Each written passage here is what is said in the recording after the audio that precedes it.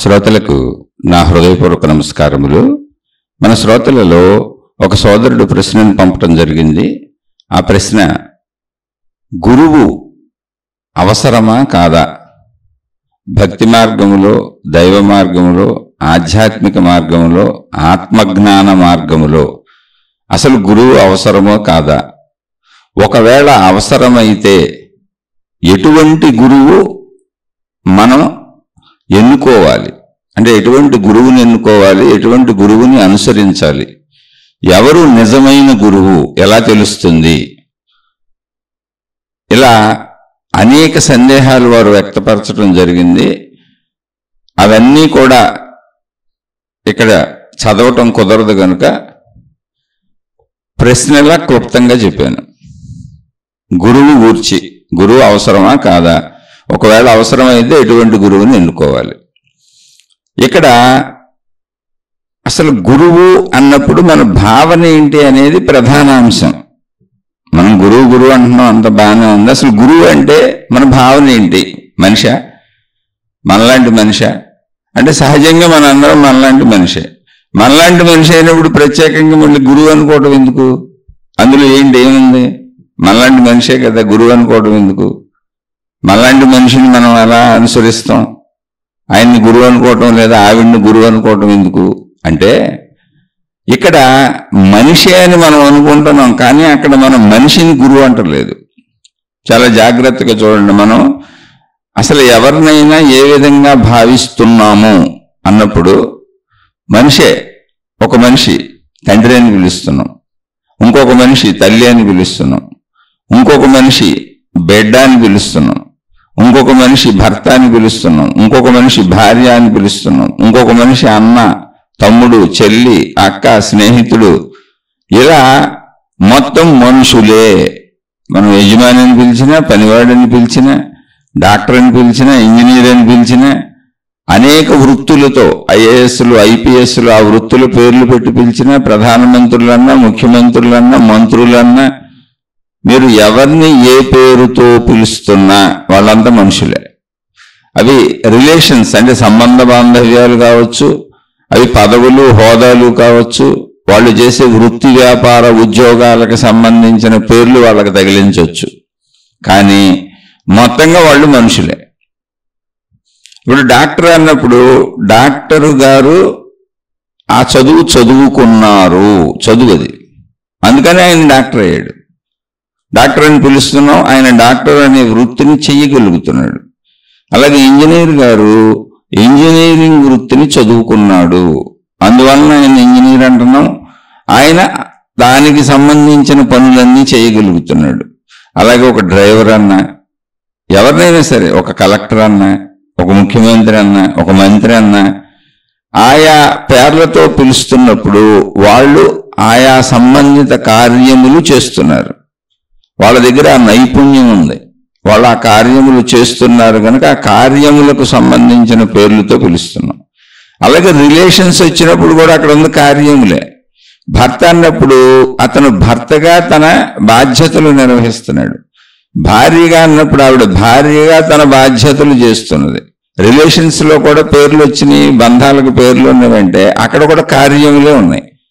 అయితే కుటుంబ సంబంధ బాంధవ్యాలని బాధ్యతలు అన్నారు. అవి కూడా పనులే. మొత్తంగా ఎక్కడ ఎవరికి ఏ పేరు పెట్టినా అవి పనులు. అలా ప్రపంచంలో ఉన్న పేర్లన్నీ అంతే. కొన్ని రిలేషన్స్ అంటే కుటుంబ సంబంధ బాంధవ్యములకు సంబంధించిన పేర్లు, కొన్ని వృత్తి, వ్యాపార, ఉద్యోగములకు సంబంధించిన పేర్లు. మొత్తం ప్రపంచమంతా ఉండేది పేర్లే. మళ్ళీ ఈ పేర్లు దాక వ్యక్తులకి సొంత పేర్లు ఉంటాయి. సుబ్బారావు, ఎల్లారావు, పుల్లారావు, ఇలా సుబ్బమ్మ, ఎల్లమ్మ, పుల్లమ్మ, సొంత పేర్లు ఉంటాయి. అదేంటి సొంత పేరేంటి? ఆ వ్యక్తి యొక్క పేరు, అంటే ఆ శరీరాన్ని సూచిస్తుంది. అది నేను ఫలానా అనేటువంటి శరీరాన్ని సూచిస్తుంది. బంధం పేరేంటి? నేను ఫలానా బాధ్యతలు, ఫలానా కుటుంబంలో ఫలానా బాధ్యతలు కలిగి ఉన్నాను. భర్తను అన్నప్పుడు ఫలానా ఆవిడికి భార్యని, భార్యని అన్నప్పుడు ఫలానా ఆయనకు భార్యని, తల్లిని అన్నప్పుడు ఫలానా పిల్లలకు తల్లిని, పిల్లలము అన్నప్పుడు ఫలానా తల్లిదండ్రులకు పిల్లలము. అవి వాళ్ళకి మధ్య ఉన్న సంబంధ బాంధవ్యాలను సూచిస్తున్నాయి.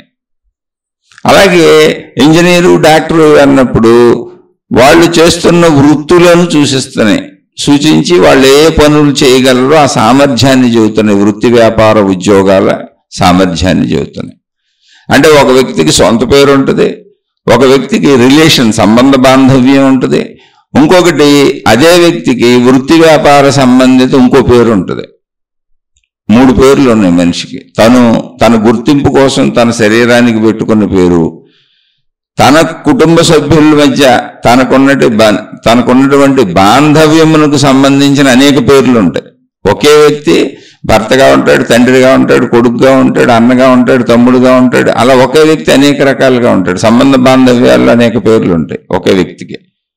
వృత్తి వ్యాపార ఉద్యోగాలలో ఎన్ని వృత్తులు ఉన్నాయో, ఎన్ని వ్యాపారాలు ఉన్నాయో వాటిని బట్టి వృత్తి వ్యాపార ఉద్యోగాలలో పేర్లు ఉంటాయి. ఒకటే ఉంటే ఒక పేరే ఉంటుంది. డాక్టర్ గారు అనుకో, డాక్టర్ గారే. అదే డాక్టర్ గారు రియల్ ఎస్టేట్ బిజినెస్ చేస్తున్నారనుకో, ఆయన వ్యాపారి కూడా. అలా రకరకాల పేర్లు ఉంటాయి. అలాగే గురువు అనేది ఒక జ్ఞానాన్ని అందించే, జ్ఞానం అన్నప్పుడు ఆధ్యాత్మిక సంబంధమైన, దైవీ సంబంధమైనటువంటి జ్ఞానాన్ని అందించే. ఇక్కడ ఆధ్యాత్మిక సంబంధము అంటే ఏంటంటే మన గురించి మనకు తెలియజెప్పే మన చదువు. అంటే నా శరీరం ఏంటి, నా మనసు ఏంటి, నా ప్రాణశక్తి ఏంటి, సంపూర్ణంగా ఆధ్యాత్మికం అంటే ఇంతే. నా గూర్చిన నా చదువు అంటే నా స్వీయ ఆత్మ గూర్చిన అధ్యయనము ఆధ్యాత్మికము. నేను అధ్యయనం చేసుకోవటానికి వీలుగా, నన్ను గూర్చిన ఆత్మ గూర్చి నేను అధ్యయనం చేసుకోవటానికి వీలుగా నాకు చదివిని అందిస్తున్నప్పుడు, జ్ఞానాన్ని అందిస్తున్నప్పుడు అది ఆధ్యాత్మిక చదువు. అప్పుడు గురువు అని పిలుస్తాం, వాళ్ళు స్త్రీలైనా పురుషులైనా. అలాగే సృష్టికి సంబంధించిన, అంటే నాకు అనేకం ఉన్నాయి ఈ సృష్టిలో నా చుట్టూ. సృష్టికి సంబంధించిన జ్ఞానాన్ని, నాకు సంబంధించిన జ్ఞానాన్ని, దైవీపరమైన అన్నప్పుడు ఈ సృష్టిలో నేను ఎలా బతకాలి అనేటువంటి ప్రాథమిక జ్ఞానం నుంచి మొదలుపెట్టి, అంటే ధర్మం, మంచిగా బతకటం అనే అవసరత నుంచి మొదలుపెట్టి సృష్టికి నాకు సంబంధించి ఉన్నటువంటి జ్ఞానాన్ని, ఈ సృష్టి మొత్తానికి కారణభూతమైనటువంటి ఒక శక్తిని మనం ముందే అర్థం చేసుకోలేము కనుక ఆత్మశక్తి అని పిలవట్లేదు కనుక, అదే ఆత్మశక్తి సృష్టి మొత్తానికి కారణమయ్యిందని ముందే మనకు తెలియదు కనుక, ఒక దైవీపరమైన విధానంలో ఒక దేవుణ్ణో దేవతను ఆధారంగా చేసుకొని ఒక మత విధానంలో, ఒక పద్ధతిలో నర్సరీలోంచి పిల్లోడిని నడిపించుకుంటూ బొమ్మలతో ఆడించుకుంటూ తీసుకెళ్ళినట్టుగా చదువుకి, అలా మనిషికి అవసరమైనటువంటి జీవన విధానానికి సంబంధించిన జ్ఞానాన్ని, ఎలా జీవించాలన్న జ్ఞానాన్ని, సృష్టికి సంబంధించిన దైవీ జ్ఞానాన్ని, అలాగే సృష్టికి మనిషికి సంబంధ బాంధవ్యాన్ని కలుపుతూ ఏకత్వాన్ని నిరూపిస్తున్న ఆధ్యాత్మిక ఆత్మజ్ఞానాన్ని దేనిని బోధించినా వాళ్ళని గురువు అంటారు. ఆ చదువుకి ఆధారత లేదు, కనపడేది కాదు. అది ఉన్న వాటిని ఆధారంగా చేసుకుని ఆ మనిషికి అర్థమయ్యేది చెప్పాలి. అందుకని ఆ చదువు చాలా జాగ్రత్తగా చెప్పాలి. దానికి క్వాలిఫికేషన్స్ లేవు, ఎవరు సర్టిఫై చేయలేకపోతున్నారు దాన్ని. మామూలు చదువులన్నిటికీ క్వాలిఫికేషన్స్ పెట్టారు. మీరు ఎవరైనా సరే ఒక మాస్టర్ పాఠాలు చెప్పాలంటే ఆయన బిఏ బీఈడీనో ఎంఏ బీఈడీనో ఆయనకు ఒక క్వాలిఫికేషన్ ఉంది. అది పాస్ అయితే గవర్నమెంట్ ఈయన మాస్టర్గా లేదా ఈవిడ మాస్టర్గా పాఠాలు చెప్పడానికి అర్హతను సంపాదించారు అని. అలాగే ఒక ఇంజనీరు, ఒక డాక్టరు, భౌతికమైనటువంటి మొత్తం వృత్తులన్నిటికీ క్వాలిఫికేషన్ ఉంది. వృత్తి వ్యాపార ఉద్యోగాల్లో ఏది చేయాలన్నా దానికి ఒక క్వాలిఫికేషన్ ఉంది. అది నేర్చుకోవాలి. కనీసం ఒక మెకానిక్ అవ్వాలంటే వెళ్ళి ఒక మెకానిక్ దగ్గర కొన్నాళ్ళు పనిచేసి ఆ బండి రిపేర్ చేయడం నేర్చుకోవాలి. అలా రోడ్ లోడ్ అవడం కానించి అన్నీ ముందు నేర్చుకోవాలి. వంటలు చేయడం కానించి అన్నీ నేర్చుకోవాలి. హోటల్లో సర్వర్గా పని చేయాలన్నా ముందు దాన్ని నేర్చుకోవాలి. కప్పులు కడగటం, అన్నీ క్లీన్ చేయటం. అంటే ఏది ఇక్కడ తక్కువది కాదు, నేర్చుకోవాలి అనే ఉద్దేశంతో చెబుతున్నాయి. అలాగే ఇక్కడ డాక్టర్లు, ఇంజనీర్లు, ఐఏఎస్లు, ఐపీఎస్లు అయితే గవర్నమెంట్ నిర్ధారించినటువంటి, ప్రభుత్వాలు నిర్ధారించినటువంటి ఆయా దేశాలలోని చట్టాల ప్రకారం ఆ చదువులు చదివి ఆ సర్టిఫికెట్లు తెచ్చుకొని పాస్ అయ్యి అప్పుడు ఆ వృత్తులు మొదలు పెట్టాలి.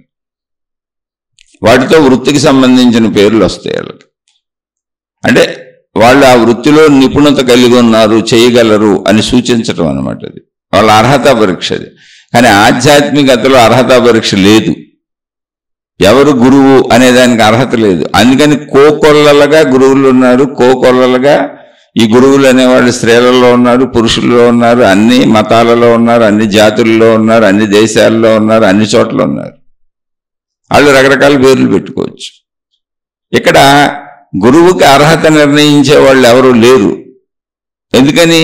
అది ఆధ్యాత్మిక జ్ఞానం, ఆత్మ సంబంధిత జ్ఞానం. అసలు ఆత్మశక్తి, ప్రాణశక్తి, ఆధ్యాత్మికత అనేది పదాలలో తప్ప దాన్ని భౌతికంగా దర్శించటం కుదరదు. అది జ్ఞానపరమైన విషయం, అంతర్గతంగా అర్థం చేసుకోవటం, అవగాహన మాత్రమే. కాబట్టి ఇక్కడ గురువు అన్నప్పుడు గురువుకి అర్హత ఏంటి? గురువును గుర్తించేవాడు ఎవరు? అసలు ఇతను గురువు, ఈ గురువు అంటే ఆ స్థానానికి వీళ్ళు అర్హులు అని చెప్పేవాళ్ళు ఎవరు అంటే ఎవరు లేరు. నీకు నువ్వే నిర్ణయించుకొని సరైన దారిలో వెళ్ళాలి. అంటే ఒక ఆయన్ని ఒక 50 కోట్ల మంది అనుసరిస్తున్నారు కనుక ఆయన దేవుడు, అందరూ భగవాన్ అని పిలుస్తున్నారు కనుక అనుకుంటే అది నీ ఇష్టం. నువ్వు భగవాన్ అనుకుని వెళ్ళిపోవచ్చు, వద్దనే వాళ్ళు ఎవరు లేరు. కానీ దానికి కొలబద్ద లేదు. అలా కోటాను కోట్ల మంది చేత అనుసరింపబడిన వాళ్ళు తప్పు మార్గాలలో ప్రజలను మోసం చేసి అనేక రకాల తప్పులు చేసి ఆ గురువు అనే స్థానానికి ఎదిగారు, ఎంతోమందిని నమ్మించారు అని వాళ్ళు తర్వాత చట్టాలకు దొరికి, పోలీసులకు దొరికి, కోర్టుల్లో శిక్షలు వేయబడి ప్రస్తుతం జైళ్లలో ఉన్నారు. కోటాను కోట్ల మంది అనుసరించారు వాళ్ళని. అలా ఎంతోమంది జైళ్లలో ఉన్నారు. అంటే అర్థం ఏంటి? ఇక్కడ దీనికి అర్హత లేదు. ఎంతమందినైనా నమ్మించేయచ్చు తెలివిగా. దొరికితే దొంగ, దొరకకపోతే దొర ఎప్పటికీ. అయితే ఇక్కడ అర్హత లేదా అంటే ఉన్నది. బయట ప్రపంచంలో డిగ్రీలాగా, ప్రపంచంలో వృత్తి వ్యాపార ఉద్యోగాల కోర్సులాగా అలా లేదు అర్హత. ఎవరో ఒక సర్టిఫికెట్ ఎవరో. కానీ నడుస్తున్న నువ్వు గమనించవచ్చు, అనుసరిస్తున్న నువ్వు గమనించవచ్చు, నేర్చుకుంటున్న నువ్వు గమనించవచ్చు. ఎందుకనంటే నిన్ను సరైన మార్గంలో నడుపుతున్నారా లేదా, నీకు సరైన జ్ఞానం అందుతుందా లేదా. సరైన జ్ఞానం అందుతున్నదా లేదా అనేది కూడా అర్హత కాదు. ఆ జ్ఞానము చేత నీలో అంతరంగ గుణమార్పు జరుగుతున్నదా లేదా, అది అర్హత. ఎవరైనా సరే, అది ఒక పుస్తకం కావచ్చు, ఒక మనిషి కావచ్చు, ఒక స్త్రీ కావచ్చు, ఒక పురుషుడు కావచ్చు, ఒక మతబోధ కావచ్చు, ఒక దైవబోధ కావచ్చు, ఒక గ్రంథబోధ కావచ్చు, ఎదురుగుండా గురువు ఉండకపోవచ్చు. శరీరం వదిలేసిన గురువులు ఎంతో మంది రాసిన పుస్తకాలు ఎప్పటికే చదువుకుంటానే ఉన్నాం, వందల వేల సంవత్సరాలే. ఏదైనా కావచ్చు, జ్ఞానము గురువు. ఇక్కడ జ్ఞానం అంటే ఏంటి? మనం ఈ ప్రపంచంలో ఎలా బ్రతకాలి, ఇప్పుడు ప్రస్తుతం నేను ఎలా బతకాలి, మంచిగానే ఎందుకు బతకాలి, ధర్మంగానే ఎందుకు బతకాలి, చెడు ఎందుకు చేయకూడదు, చెడుగా ఎందుకు బతకూడదు అనేటువంటి విషయాలు ముందు ప్రాథమికంగా నాకు తెలియజేస్తూ, అవి నాకు అర్థమయ్యేలా చెబుతూ, ఆ అర్థమైనటువంటి జ్ఞానాన్ని ఆచరించుకొని నాలో గుణమార్పు జరగాలి. అలాగే దైవీ సంబంధమైనటువంటి సృష్టికి, నాకు, దైవత్వానికి అంటే దేవుడికి, దేవతకి ఉన్న సంబంధాన్ని తెలియజేస్తూ, ఆ జ్ఞానాన్ని అందిస్తూ, దైవశక్తిని, విశ్వశక్తిని, సృష్టి శక్తిని నేను నమ్మేలా, అది నాకు నేను నమ్మేంత వరకు అర్థమయ్యేలా చెబుతూ, నన్ను మించినటువంటి ఒక శక్తి ఉన్నది, అది ఈ సృష్టి మొత్తాన్ని నడిపిస్తున్నది కనుక నేను మంచిగానే ఉండాలి, ధర్మంగానే ఉండాలి అనే దాన్ని నాకు అర్థమయ్యేలా బోధిస్తూ, అంటే మళ్ళీ జ్ఞాన రూపమేది, అక్కడ నిరూపణ ఉండదు. బోధిస్తే అయిపోలేదు. ఎవరి వలన నాకు గుణమార్పు జరుగుతుందో వాళ్ళు నా గురువు. గురువు అంటే అదే. గురువు అనే పదానికి అనేక అర్థాలు ఉన్నాయి. ఒక అర్థం ఏం చెప్పారు మహాత్ములు అంటే, అది సంస్కృత శబ్దం. గురు, గుకార అంధకారస్తు అంటే గురు అనే అక్షరాలలో గు అనే అక్షరము అంధకారం అంటే చీకటిని సూచిస్తుంది. రుకారస్తు తన్నిరోధకృత్ అన్నారు. అంటే రు అనేటువంటి అక్షరము ఆ అంధకారాన్ని నిరోధిస్తుంది. అలా గురు అనే శబ్దం తయారు చేశాము అని గురువు అనే శబ్దాన్ని తయారు చేసినటువంటి మహనీయులు చెప్పారు. ఈ శబ్దాలన్నీ, పదాలన్నీ, అర్థాలన్నీ తయారు చేయబడినాయి, మనుషుల చేత తయారు చేయబడినాయి. భావ వ్యక్తీకరణకు, మనుషులు బ్రతకడానికి సౌకర్యవంతంగా ఉండటానికి అన్నిటికీ పేర్లు పెట్టుకున్నారు. ఆ పేర్లన్నింటికి అర్థాలు తయారు చేసుకున్నారు, భాషను తయారు చేసుకున్నారు, పదాలు తయారు చేసుకున్నారు, అక్షరాలు తయారు చేసుకున్నారు, రాయటం, తయారు చేసి రాయటం నేర్చుకున్నారు, చెప్పడం నేర్చుకున్నారు. కానీ మొత్తం ఇదంతా ఎందుకు? భాష ఎందుకు? భాషలో అక్షరాలు ఎందుకు? అక్షరాల ద్వారా పదాలు ఎందుకు? పదాల ద్వారా వాక్యాలు ఎందుకు? వాక్యాల ద్వారా అనేక మాటలు మాట్లాడటం, పుస్తకాలు రాయటం, ఈ చెప్పడం ఇవన్నీ ఎందుకంటే భావ వ్యక్తీకరణ. నేను ఏం చెప్పదలుచుకున్నానో అది ఎదుటి వ్యక్తికి అర్థం అవటం కోసం.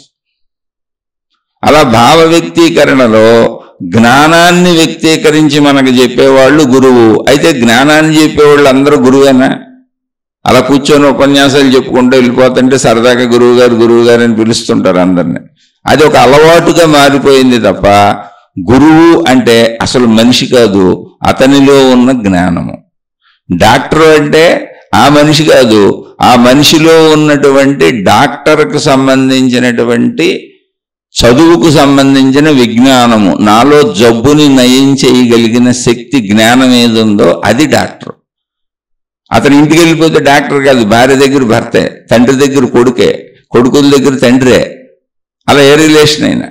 డాక్టర్ ఎప్పుడు అంటే నా వైద్యం చేసి నా అనారోగ్యాన్ని అతను నయం చేయగలిగితే మాత్రమే.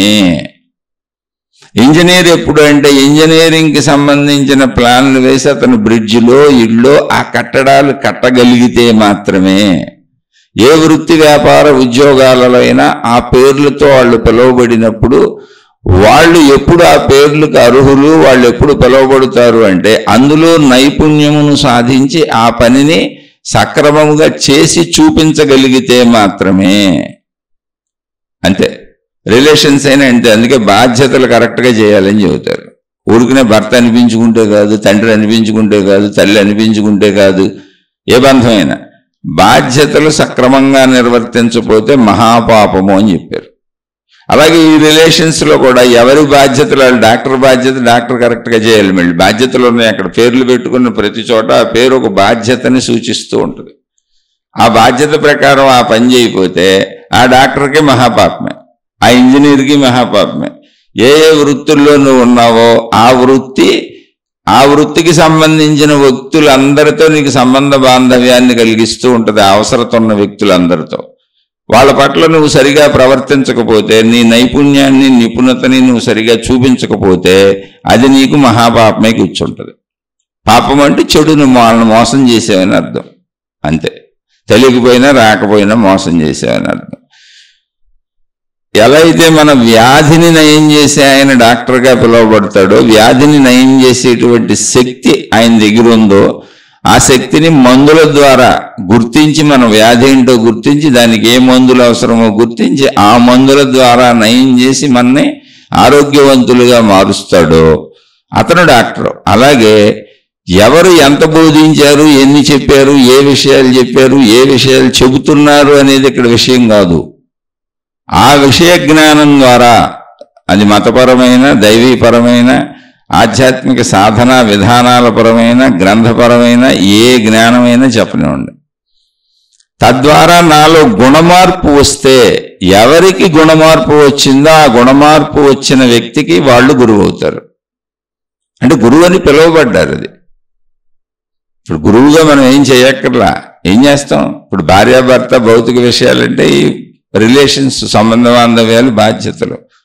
గురువుకు మనం చేసేది ఏమన్నా? మనకంటే బాగా తెలిసినోడికి, మనకంటే అద్భుతమే, మనలోనే గుణమార్పు తేగలిగి సర్వసంతృప్తులతో బతకగలిగిన వాడే గురువుగా ఉండగలుగుతాడు.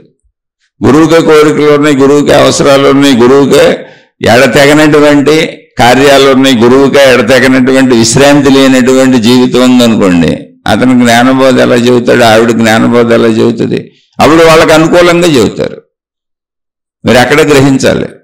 అప్పుడు వాళ్ళు ఏం చెప్పినా వాళ్ళకు అనుకూలంగా, అంటే వాళ్ళ కార్యాలకు అనుకూలంగా, వాళ్ళ కోరికలకు అనుకూలంగా, వాళ్ళ పనులకు అనుకూలంగా, వాళ్ళ ధనానికి అనుకూలంగా, వాళ్ళ అవసరాలకు అనుకూలంగా జ్ఞానాన్ని మలుస్తారు. అందుకని అందరూ అందరికీ గురువులు కాదు. అందుకే చాలామంది జైళ్ళల్లో ఉండడానికి కారణం ఏంటంటే వాళ్ళు మతపరమైన జ్ఞానమే చెప్పారు, గ్రంథపరమైన జ్ఞానమే చెప్పారు, ఉన్న జ్ఞానమే చెప్పారు. వందల వేల సంవత్సరాల నుంచి అందించబడుతున్నటువంటి ప్రాచీన మహర్షులు, ఋషులు, అనేక మంది మహానుభావులు అందించినటువంటి గ్రంథాల ఆధారంగానే బోధలు చేశారు. కానీ కేవలం ఆ బోధలే. ఎదుటివాళ్ళలో జ్ఞానము అనేటువంటిది వీళ్ళు చెప్పిన జ్ఞానం వెళ్ళి ఎదుటివాడిలో ఉన్న అజ్ఞాన బాధను నయం చేయలేదు, గుణమార్పు కలిగించలా. ఓ బోధలు చేసుకుంటూ వెళ్ళిపోయారు, ఓ మహిమలు మాయలు ప్రకటించుకుంటూ వెళ్ళిపోయారు, అనేక వస్తువులు తయారు చేసి సంస్థలు పెట్టి అమ్ముకుంటూ వెళ్ళిపోయారు, కోటాను కోట్లు డబ్బులు తయారు చేసుకుంటూ వెళ్ళిపోయారు. వాళ్ళకి అనేక రకాల మహిమలని మాయలని మంత్రాలని తంత్రాలని యంత్రాలని వాళ్ళకి జ్ఞాన సంపదని అందించకుండా భౌతికంగా అనేకం చేసి ఇదంతా దైవత్వమే అని చెప్పారు. ఈ ఒరవడిలో స్త్రీలైతే అంటే స్త్రీలు గురువులుగా ఉంటే పురుషులతో అక్రమ సంబంధాలు పెట్టుకున్నారు, పురుషులు గురువులుగా ఉంటే స్త్రీలతో అక్రమ సంబంధాలు పెట్టుకున్నారు. అలా అనేక చోట్ల బలవంతంగా అనేక మందిని మానభంగాలు చేసి డబ్బులు దోచుకొని, శిష్యుల డబ్బులు ధనాన్ని దోచుకొని అనేక మంది శిష్యుల ప్రాణాలను హరించిన గురువులు జైళ్ళల్లో ఉన్నారు. మీరు కావాలంటే నెట్లో కొట్టుకోవచ్చు. అందుకని వీళ్ళంతా ఇప్పుడు గురువులు అంటామా అంటే వీళ్ళు గురువులుగా అర్హులు కాదు. కానీ మానవ మనస్సు ఎంత చిత్రమైందో మీ మనసును మీరు జాగ్రత్తగా పట్టుకోకపోతే, జాగ్రత్తగా గ్రహించకపోతే, మీరు స్వచ్ఛమైనటువంటి నిర్మలమైన దారిలో వెళ్ళాలని అనుకోకపోతే, మిమ్మల్ని గురించి మీరు నిజాయితీగా చూసుకోకపోతే, గుణమార్పు తెచ్చుకోకపోతే, నిజమైన ఆధ్యాత్మికత వైపు మీరు సాగకపోతే, నిజమైన ఆధ్యాత్మికత ఏమీ లేదు, మీలో ఉన్న ప్రాణశక్తిని మీరు తెలుసుకోవడం అంతే. అదే ప్రాణశక్తి విశ్వమంతా ఉంది అని అర్థమవుతుంది అంతే, దాన్ని తెలుసుకోవడం. అలా తెలుసుకోకపోతే ఇటువంటి గురువుల బారిన పడాలి, స్త్రీలైనా పురుషులైనా మీరు ఎటో పోతారు. దానికి నిదర్శనం ఏంటంటే, ఏ గురువులనైతే ఇప్పుడు సమాజం జైళ్లలో పెట్టిందో పట్టుకొని వాళ్ళ శిక్షలు నిరూపితమయ్యి, కొంతమంది ఆడవాళ్ళని మానభంగాలు చేశారని, కొంతమంది అనేక అక్రమ సంబంధాలు పెట్టుకున్నారని, అనేక మంది దగ్గర బలవంతంగా డబ్బులు దోచుకున్నారని, కొంతమందిని అయితే చంపించారని, ఇలా అనేక కేసులు ఉన్నాయి. వాటిలో నిరూపణ అయ్యి వాళ్ళు దొరికారు. ఎక్కువ మంది స్త్రీ పురుష శారీరక సంబంధాల్లోనే దొరికారు. కొంతమంది దొరకకుండా దేశాలు వదిలిపెట్టి పారిపోయారు. ప్రస్తుతం జైళ్ళల్లో ఉన్నారు దొరికిన వాళ్ళు, భారతదేశపు జైళ్ళలోనే. కానీ వాళ్ళని నమ్మి నడిచిన శిష్యులు ఎంత అమాయకత్వంతో ఉన్నారంటే ఇప్పటికీ కూడా, ఎంత అమాయకత్వంతో ఉన్నారు చూడండి ఇప్పటికి కూడా. అంటే ఆ జైలు దగ్గరికి బస్సులేసుకెళ్ళి లోపల గురువు ఉన్నాడని, ఆ గురువుని చూడనప్పుడు వందల వేల మంది రోజు వచ్చేస్తుంటే ఎక్కడ చూడనిస్తారు. అందుకని ఆ జైలుకి హారతలు ఇచ్చేసి, ఆ జైలు చుట్టూ ప్రదక్షిణలు చేసేసి, ఆ జైలుకి కొబ్బరికాయలు కొట్టేసి వెళ్ళిపోతున్నారు. దీన్ని భక్తి అనుకుంటున్నారు అందరూ, దీన్ని జ్ఞానం అనుకుంటున్నారు. ఇలా చేయటాన్ని గురువు పట్ల ఉన్నటువంటి అపరిమితమైన శ్రద్ధ అనుకుంటున్నారు. ఆ గురువు జైల్లో ఉన్నాడు. ఇక మీరే నిర్ణయించుకోండి, మానవ మనస్తత్వం ఎలా ఉంటుంది, మానవ మనస్సు ఎలా ఉంటుంది, మనిషిని ఎంతవరకు భ్రాంతికి గురి చేయొచ్చు. అంటే ఆ మానభంగం తన చేయలేదు కనుక, ఆ మానభంగం తన వాళ్ళకి జరగలేదు కనుక, ఆ డబ్బేదో తనది ఎత్తుకుపోలేదు కనుక, అందుకని తనకు అనుభవం లేదు కనుక, తాను విన్న మాటలన్నీ కరెక్టే, తన గురువుని నమ్మించి మోసం చేసి, ఎవరో మోసం చేసి జైల్లో పెట్టారు అనే భావనలో ఉంటారు పాపం. కోటాను కోట్ల మంది శిష్యులు తయారైనాక మానభంగాలు కోట్ల మందిని ఎక్కడ చేస్తారు? ఎవరో ఒకళ్ళని ఇద్దరిని చేస్తే దొరికిపోతారు అక్కడ, అది కూడా దొరకకుండా చేస్తారు.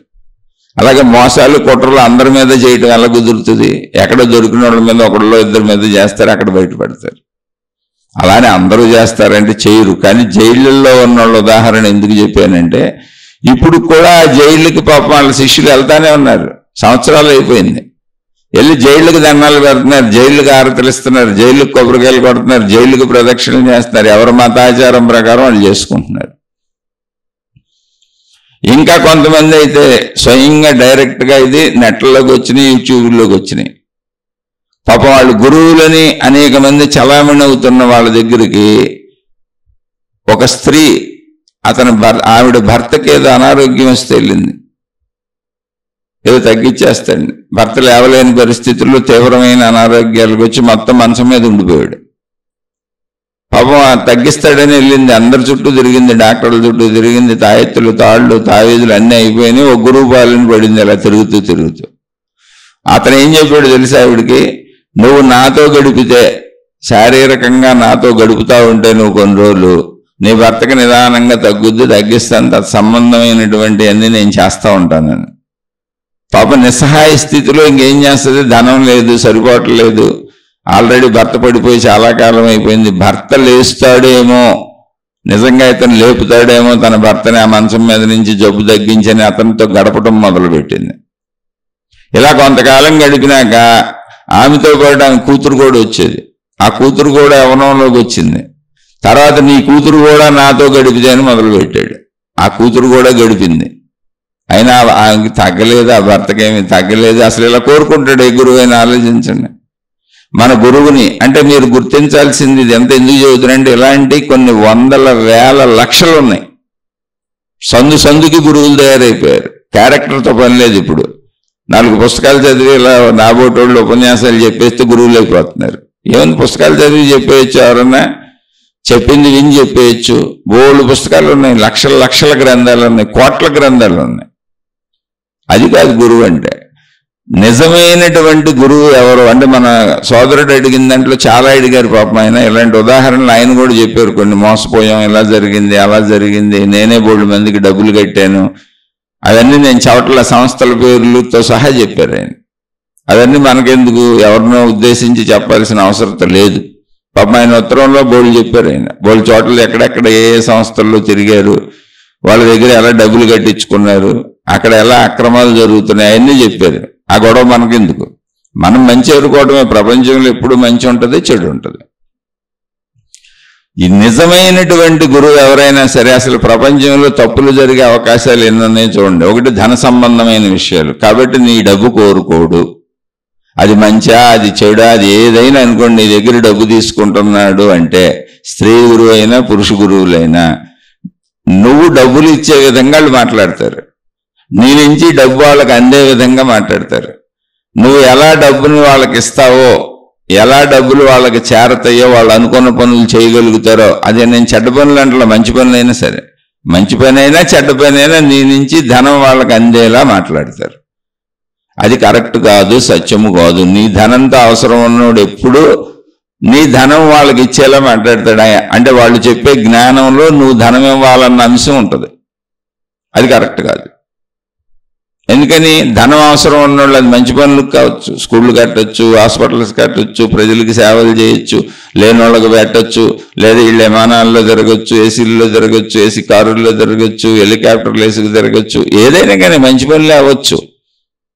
ప్రజలకు బోధ చేయడానికి, దేశ విదేశాలు తిరగడానికి వాళ్ళకి డబ్బులు అవసరం అవ్వచ్చు, ఏదైనా అవ్వచ్చు. కానీ డబ్బుతో అవసరం ఉన్న వాళ్ళందరూ కూడా ఆ జ్ఞానంలో డబ్బును కలుపుతారు. నువ్వు డబ్బు ఇవ్వటం వలన నీకు జ్ఞానం వస్తుంది, దేవుడు నిన్ను ఆశీర్వదిస్తాడు, ఏదో ఒక రకంగా అలా కలుపుతారు డబ్బుని. అప్పుడు నువ్వు డబ్బు ఇస్తావు. నాకు లాభం వస్తుంది, నాకు జ్ఞానం వస్తుంది, నాకు దైవ ఆశీస్సులు వస్తాయి, నాకు గురు ఆశీస్సులు ఉంటాయి, డబ్బు ఇస్తావు. కాబట్టి అంటే మహాత్ములు ఆల్రెడీ చెప్పేశారు, పూర్వపు మహాత్ములు ఆల్రెడీ చెప్పేశారు. మునులు, యోగులు, ఋషులు, తపస్సంపన్నులు ఏం చెప్పారంటే, కీర్తి, కాంత, కనకము అన్నారంటే, కాంత, కనకము అన్నప్పుడు ఇవి రాసిన వాళ్ళు పురుషులు. అప్పుడు పురుషులే ఎక్కువ బయట తిరిగేవాళ్ళు ప్రపంచంలో, అందుకనే అలా బోధించారు. అక్కడ కాంత అన్నప్పుడు కామము, స్త్రీలకైనా సరే. కీర్తి అంటే నన్ను అందరూ గుర్తించాలి, నేనే గొప్పవాడిని, గొప్పదాన్ని అవ్వాలి, నా పేరు అందరూ చెప్పుకోవాలి, నాకు గుర్తింపు రావాలని కీర్తికాంక్ష. అలా కీర్తిని పెంచుకుంటూ నేను నేను అని తనను తాను గురువునుగా వ్యక్తపరుచుకుంటూ చెప్పేటువంటి స్త్రీలైనా పురుషులైనా నమ్మదగిన వాళ్ళు కాదు. అంటే కీర్తి గురించి పాకులాడకూడదు అన్నారు. మీరు చూసుకోవటమే, పాకులాడుతున్నారో లేదో. ఆ పాకులాటకి వాళ్ళు 1000 కారణాలు చెప్పచ్చు, కానీ పాకులాట ఉంది అంటే ఇంకా వాళ్ళు దానికి అర్హులు కాదు. వాళ్ళు మంచి పనులు కూడా చేయొచ్చు అంటున్నా, వాళ్ళు ఏం చెడు చేయకపోవచ్చు. కానీ కీర్తికాంక్ష ఉన్నోళ్ళు తమకు కీర్తి పెరిగేలా జ్ఞానాన్ని వాడుకుంటూ ఉంటారు, నిన్ను వాడుకుంటుంటారు, నీ ధనాన్ని, నీ సేవల్ని వాడుకుంటుంటారు, దైవత్వాన్ని వాడుకుంటారు, మతాన్ని వాడుకుంటారు, మత విధానాలని, సాధనా పద్ధతులను వాడుకుంటారు. సహజంగా అటువంటి వాళ్లే నా మతమే గొప్పది, నా విధానమే గొప్పది, నా దేవుడే గొప్పడు, నా పద్ధతే గొప్పది, నేనే గొప్పడిని, నన్నే అనుసరించండి, నా విధానంలోనే సాగండి, ఇంకో చోటకి వెళ్ళకూడదు, ఇంకో విధానంలోకి వెళ్ళకూడదు, అవన్నీ తప్పుడు మార్గాలు, మంచి పద్ధతులు కాదు, సరైన పద్ధతులు కాదని చెబుతూ ఉంటారు. అక్కడే మత ఘర్షణలు, దైవ ఘర్షణలు, భేదాభిప్రాయాలు రాబోయే కాలంలో వస్తాయి. అంటే వీళ్ళ వలన ఘర్షణలు వస్తాయి. ఈ కీర్తికాంక్ష ఉన్నోళ్ళ వలన. వర్గ విభేదాలు వచ్చేస్తాయి, దైవ విభేదాలు వచ్చేస్తాయి, మత విభేదాలు వచ్చేస్తాయి, తద్వారా ఘర్షణలు పుట్టుకొస్తాయి. కీర్తి తర్వాత కాంత అన్నారు. కాంత అంటే కామము, స్త్రీ పురుష శారీరక కోరికలు కావచ్చు, నీకు అవసరమైనటువంటి మొత్తం. ఇక్కడ మనం కామము అనేది స్త్రీ పురుష శారీరక కోరికలుగా తీసుకుందాం. ఎందుకనంటే తర్వాత కనకము అని చెప్పారు. కనకము అంటే సంపదలన్నీ, అవసరమైన అన్ని సంపదల ద్వారానే దొరుకుతుంది. కాబట్టి ఇక్కడ స్త్రీ పురుష శారీరక కోరికల్లో ఎటువంటి తప్పు చేయని వాళ్ళు, అంటే అసలు ఆ కోరిక ఉంటే గురువు అవడం. ఇప్పుడు నేను సామాన్యుడిని నేను ఎందుకు చెబుతున్నాను తెలుసా? నాకు కీర్తి అవసరత లేదు, కానీ నాకు భార్య పిల్లలు అన్నీ ఉన్నాయి. నాకు కనకము కామము అంటే భార్య ఉంది నాకు. మరి నా భార్యని నేను చూడాలిగా, చివరి వరకు భార్యాభర్తల బంధం ఉంచుకోవాలిగా. అది ఉన్నంతకాలం అలా ఉంటుంది. నా పిల్లల్ని నేను పెంచుకోవాలిగా. కాబట్టి నాకు ఈ కీర్తి అనేది వదిలేసిన కామము కనకము సాగుతూనే ఉంటాయి. ఈ కామము శరీరం నడిచి, అంటే కామము అనేది శారీరక అవసరతకి సంబంధించింది. ప్లస్ భార్యాభర్తల బంధం ఉన్నంతకాలం ఆయన చూడాల్సిందే. నేను కామపత్నే, ధర్మపత్ని కామపత్ని. ఇప్పుడు కామాన్ని ధర్మంగా ఉంచడానికి వచ్చిన ధర్మపత్ని. పురుషుడైన అంతే, కామాన్ని సక్రమంగా ధర్మ పద్ధతిలో నడుపుకోవడానికి తెచ్చుకున్నటువంటి స్త్రీ లేదా పురుషుడు, అది వివాహ వ్యవస్థ. అందుకని ధర్మపత్ని అంటారంటే ధర్మంగా కామాన్ని అనుసరించు అని. అలాగే పురుషుడైన అంతే, ధర్మపతి, ధర్మంగా ఈ పురుషుడితో కామాన్ని అనుభవించు. అలా వివాహం చేసుకున్న ఎవరికైనా అది వర్తిస్తుంది. అందుకని సామాన్యుడినే అంటే అర్థం ఏంటి అంటే, మరి నాకు భార్య ఉంది, నేను నడుస్తున్నా, నా జీవితం నడుస్తుంది. అలాగే నాకు కనకము సంపదలు కావాలి నాకు, ఎందుకని నేను బతకాలి, నా కుటుంబం బతకాలి, నా పిల్లలు ఇంకా సెటిల్ అవ్వలేదు. కాబట్టి సామాన్యుడిని ఎప్పటికీ. కీర్తి కోరుకుంటున్నానా లేదా అనేది నాలో ఉన్నటువంటిది నాకే తెలుస్తుంది. నా వరకు అయితే నేను సామాన్యుడిని. అందుకని నేను నిస్సంకోచంగా సామాన్యుడిని అని చెబుతున్నా. ఈ రెండు కూడా నా నుంచి వెళ్ళిపోయిన రోజున అవి నాకు లేవని నేనే చెబుతా. అందులో పెద్ద విశేషమే ఉంది. నాకు ఆ రెండు ఉన్నాయి. అయితే కీర్తి కోసం ప్రస్తుతం నేను పాగులు ఆడటం లేదు అని నేను అనుకుంటాను. ఎందుకంటే నా పేరు నేను మీకు చెప్పట్లేదు, నా ఫోటో నేను నీకు పెట్టలేదు కాబట్టి. లేదు, ఇది కూడా ఒక రకమైనటువంటి కీర్తిని సంపాదించుకోవడానికి ఒకవేళ నా మనసు పడుతున్నటువంటి దొంగ తాపత్రయం ఏమో తెలియదు. అది ప్రస్తుతానికి నాలో అయితే బుద్ధి లేదు. కానీ అది ఎప్పుడైనా మనిషిని ఆక్రమించవచ్చు. నిరంతర సాధన చేసుకోవాలి. అందుకని చెబుతున్నా. లేదు వదిలేశానంటే అవతది. ఎప్పుడైనా, ఇప్పుడు ఆకలే, ఇప్పుడు కడుపు నిండింది, అమ్మాయి అయిపోయిందండి ఇంక వదిలేశాను, ఇంకా ఆకలితో నాకు పని లేదని జీవితం మొత్తం అనడానికి కుదరదు. మళ్ళీ ఆకలేసేస్తుంది. అలా ఈ కీర్తి కాంత కనకము అనేటువంటి మన కోరికలు, పంచేంద్రియ కోరికలు ఇప్పుడు జయించేశాను ఈ నిమిషం అనడానికి లేదు. బతికొన్నంతకాలం అవి మన మీద దాడి చెయ్యొచ్చు ఎప్పుడైనా. ఎందుకంటే ఇప్పుడు జైళ్లలో ఉన్న వాళ్ళల్లో ఎక్కువ మంది, అంటే ఒక ఆయన నాకు బాగా తెలుసు, 85 ఏళ్లకే ఒక చిన్న పిల్లని బలవంతంగా తన ఆశ్రమంలో లోబరుచుకొని, గురువు పేరుతో మంత్రదీక్షల పేరుతో ఏదో దీక్షలు ఇస్తానని దగ్గరికి తీసుకొని లోబరుచుకొని ఆ పిల్లను పాడు చేస్తే, ఏదో 14-15 ఏళ్ల పిల్ల, ఆయనకి 85 ఏళ్ళు, వాళ్ళు వెళ్ళి కేసులు పెట్టారు. అలా ఎన్నో కేసులు బయటకు వచ్చి జైల్లో ఉన్నాడు ఇప్పుడు.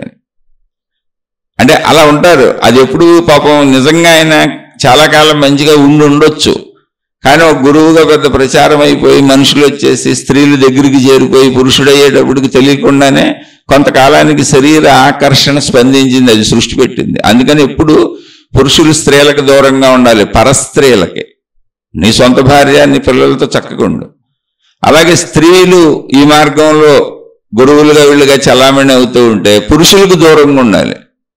ఉండకపోతే ఈ శరీరం ఎప్పటికైనా ఏదో ఒక రోజు తప్పు చేసేస్తుంది. నీ 80-90 సంవత్సరాల జీవితంలో చనిపోయే లోపు అది డబ్బు పరంగానో, కీర్తి పరంగానో, శారీరకమైనటువంటి విషయపరంగానో ఒక్క తప్పు చేసినా నువ్వు అయిపోయినట్టే, దొరికిపోయినట్టే, వెళ్ళిపోతావు, ఏ జైల్లోనే పడిపోతావు. ఒక్క తప్పు చేసినా నువ్వు అది సాధించినట్టే, నిలబడినట్టే. అందుకని జీవితం చివరి నిమిషం వరకు సాధన సాగుతూనే ఉంటుంది. ఆధ్యాత్మిక సాధన అయిపోవటం ఉండదు, ఏదో పొందేయటం ఉండదు. నాకు అర్థమైంది అది. అందుకని నేను సామాన్యుడిని. ఎందుకని నేను ఎప్పుడు సాధన చేసుకోవాల్సిందే. శరీరం ఉన్నంతకాలం శరీర సంబంధిత భావాలు ఉంటాయి. అందుకని ధనపరమైన విషయాలు చెప్పుకున్నాం. ధనపరమైంది మంచికి చేసినా చెడుకు చేసినా వాళ్ళ జ్ఞానబోధలు ఎలా ఉంటాయంటే నీ ధనాన్ని ఆకర్షించుకునేలా, నువ్వే నీ అంతటా వాళ్ళకి ధనాన్ని సమర్పించుకునేలా ఉంటాయి. అంటే అనుకూలంగా, ఎంతో కొంత అనుకూలంగా చెప్పుకుంటారు. లేకపోతే ఇవన్నీ ఏం చేయమంటారు. అసలు ఎవరు చేయమన్నారు నిన్న? ఇవన్నీ నిన్న అసలు చదువులు ఎవరు చెప్పించమన్నారు? స్కూల్స్ ఎవరు పెట్టమన్నారు? హాస్పిటల్స్ ఎవరు కట్టమన్నారు? జ్ఞానబోధ చేసి ఊరుకోపోయి ఎంతోమంది మహాత్ములు అలా ఉన్నారుగా. రమణ మహర్షి అలా చేయలేదుగా, సాయిబాబా అలా చేయలేదుగా, అక్కలకోట మహారాజు అలా చేయలేదుగా, గజానన్ మహారాజు అలా చేయలేదుగా, లక్షల కోట్ల మంది మహాత్ములు అలా చేయలేదుగా, ఋషులు, మునులు, యోగులు, తపస్సంపన్నులు.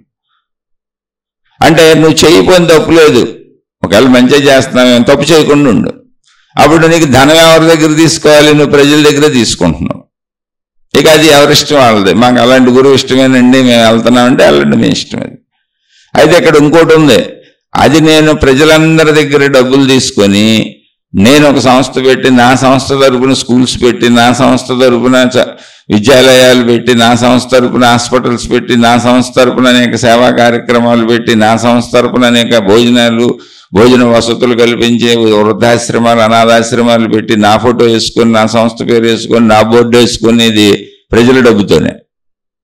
దాని బదులు అసలు ప్రజలనే మంచి చేసేటట్టుగా, వాళ్ళ ధనాన్ని పేదలకు ఉపయోగించేటట్టుగా చేస్తే అసలు ఎక్కడికక్కడ పేదలు ఉండరు కదా. ఎవరికి వాళ్ళు, వాళ్ళ కుటుంబ సభ్యుల్లో, వాళ్ళ అన్నదమ్ముల్లో, వాళ్ళ అక్క చెల్లెల్లో, వాళ్ళ ఇంట్లో వాళ్ళకి వాళ్లే సాయం చేసుకుంటూ అలా తయారు చేస్తే అసలు పేదరికమే ప్రపంచంలో ఉండదు కదా. నువ్వు ఒక చిన్న సంస్థతో ఎన్ని చేయగలుగుతావు? అది నిజమైన జ్ఞానం, అది గుణమార్పు. అంటే ఆధ్యాత్మికత చెబుతున్న గుణమార్పు అది కాదు. మీ అందరూ డబ్బులు ఇస్తే నేను చేస్తాను అనేది ఎక్కడో కీర్తి కనపడుతుంది. అక్కడ నేను ఒక సంస్థ పెడతాను, దాని పేరు పెడతాను, దాంతో చేస్తాను, దాని ద్వారా జ్ఞానాన్ని అందిస్తాను, నేను దాని ద్వారా బోల్డ్ మందిని తయారు చేస్తాను, ఇలా మీ ఇష్టం. అది తప్ప రైట్ అని నేను చెప్పడంలా. కీర్తి, కామము, కనకము. అందుకని కామ సంబంధమైన విషయాలలో ఎప్పటికీ స్త్రీలు పరపురుషులకు దూరంగా ఉండాలి. అది భౌతికమైన, ఆధ్యాత్మికమైన, మీరు గురువులైనా మామూలులైనా.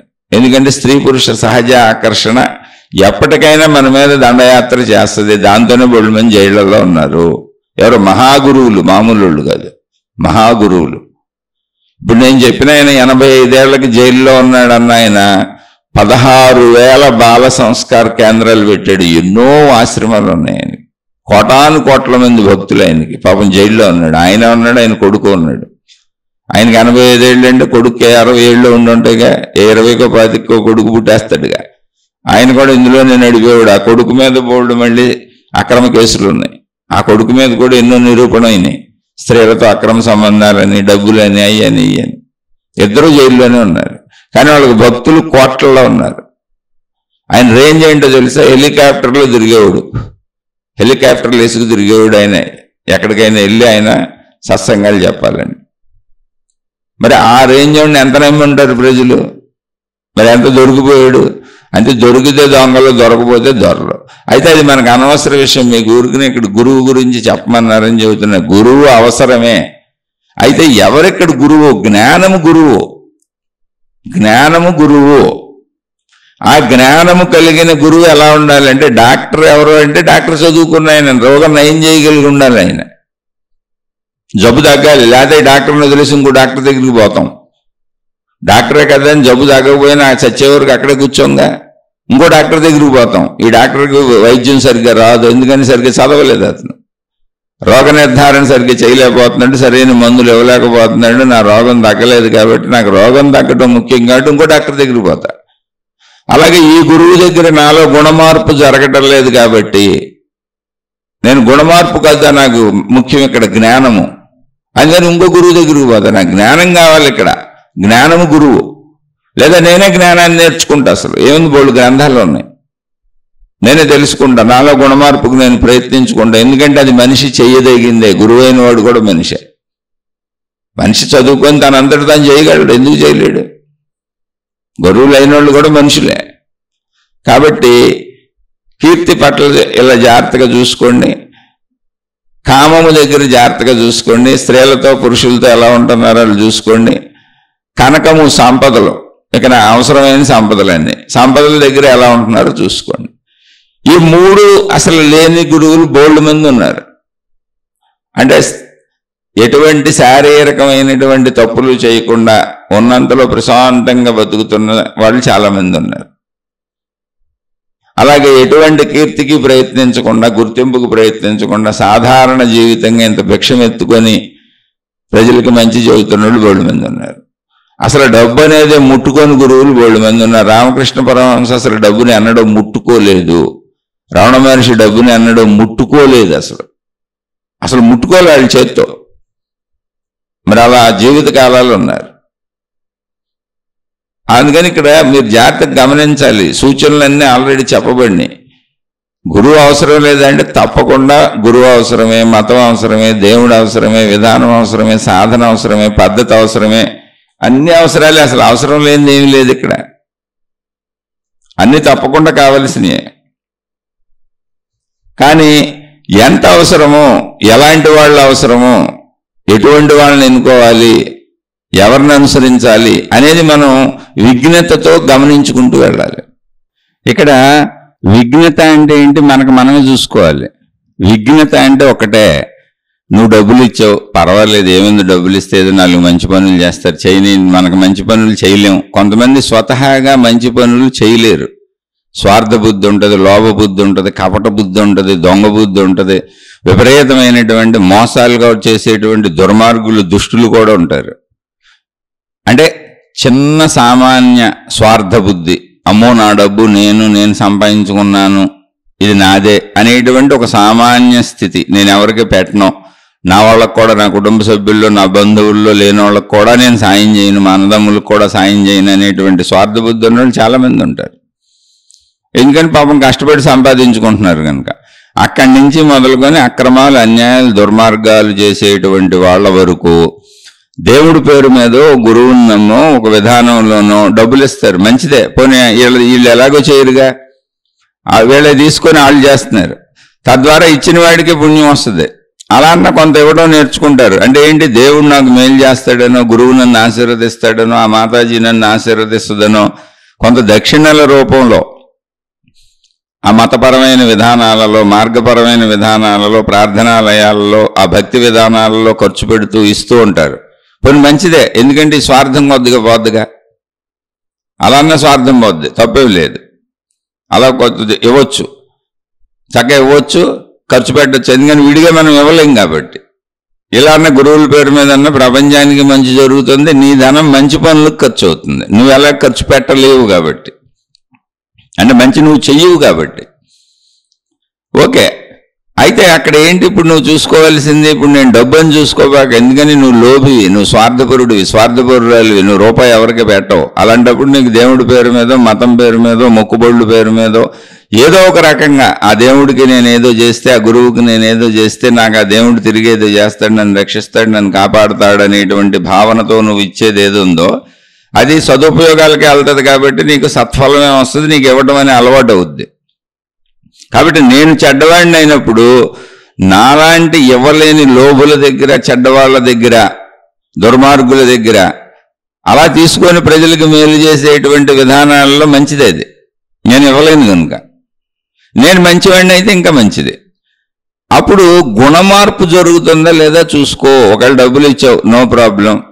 కొంచెం వాళ్ళు కీర్తి కోసం బాగులాడుతున్నారు, వాళ్ళు గుర్తింపు కోసం బాగులాడుతున్నారు. అయ్యో నేనే గురువుని, నేనే గురువిణిని, నా ఫోటోలో పెట్టండి, నేను అంత గొప్ప, నేను ఇంత గొప్ప, నాకు సంబంధించిన ఆకాశానికి ఎత్తండి, నన్ను దేవుణ్ణి చేయండి, దేవతను చేయండి, ఏం ప్రాబ్లంలా.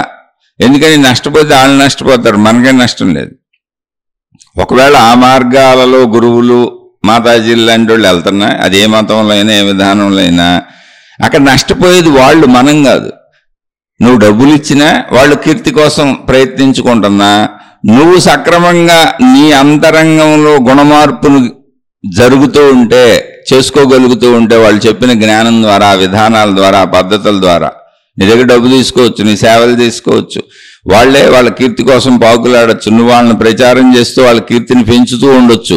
అయినా కూడా నీకు వచ్చిన ప్రాబ్లం ఏం లేదు. ఎందుకంటే వాళ్ళు ఒకవేళ కపటత్వం అయితే వాళ్ళు నశించిపోతారు, వాళ్ళు పోతారు. ఒకవేళ నిజాయితీ అయితే వాళ్ళు బాగుపడతారు. కానీ నువ్వు బాగుపడుతున్నావా లేదా, వాళ్ళు నీకు గురువుగా పనికొస్తారా రాదా, అసలు వాళ్ళు గురువా కాదా అనేది నీకు ఎలా తెలుస్తుంది అంటే నీ అంతరంగంలో గుణమార్పు జరుగుతుందా లేదా. గుణమార్పు అంటే ఏంటి? నాలో ఉన్న సమస్త చెడులు పోవటం, నేను ధర్మంగా మంచిగా మాత్రమే జీవించగలగటం.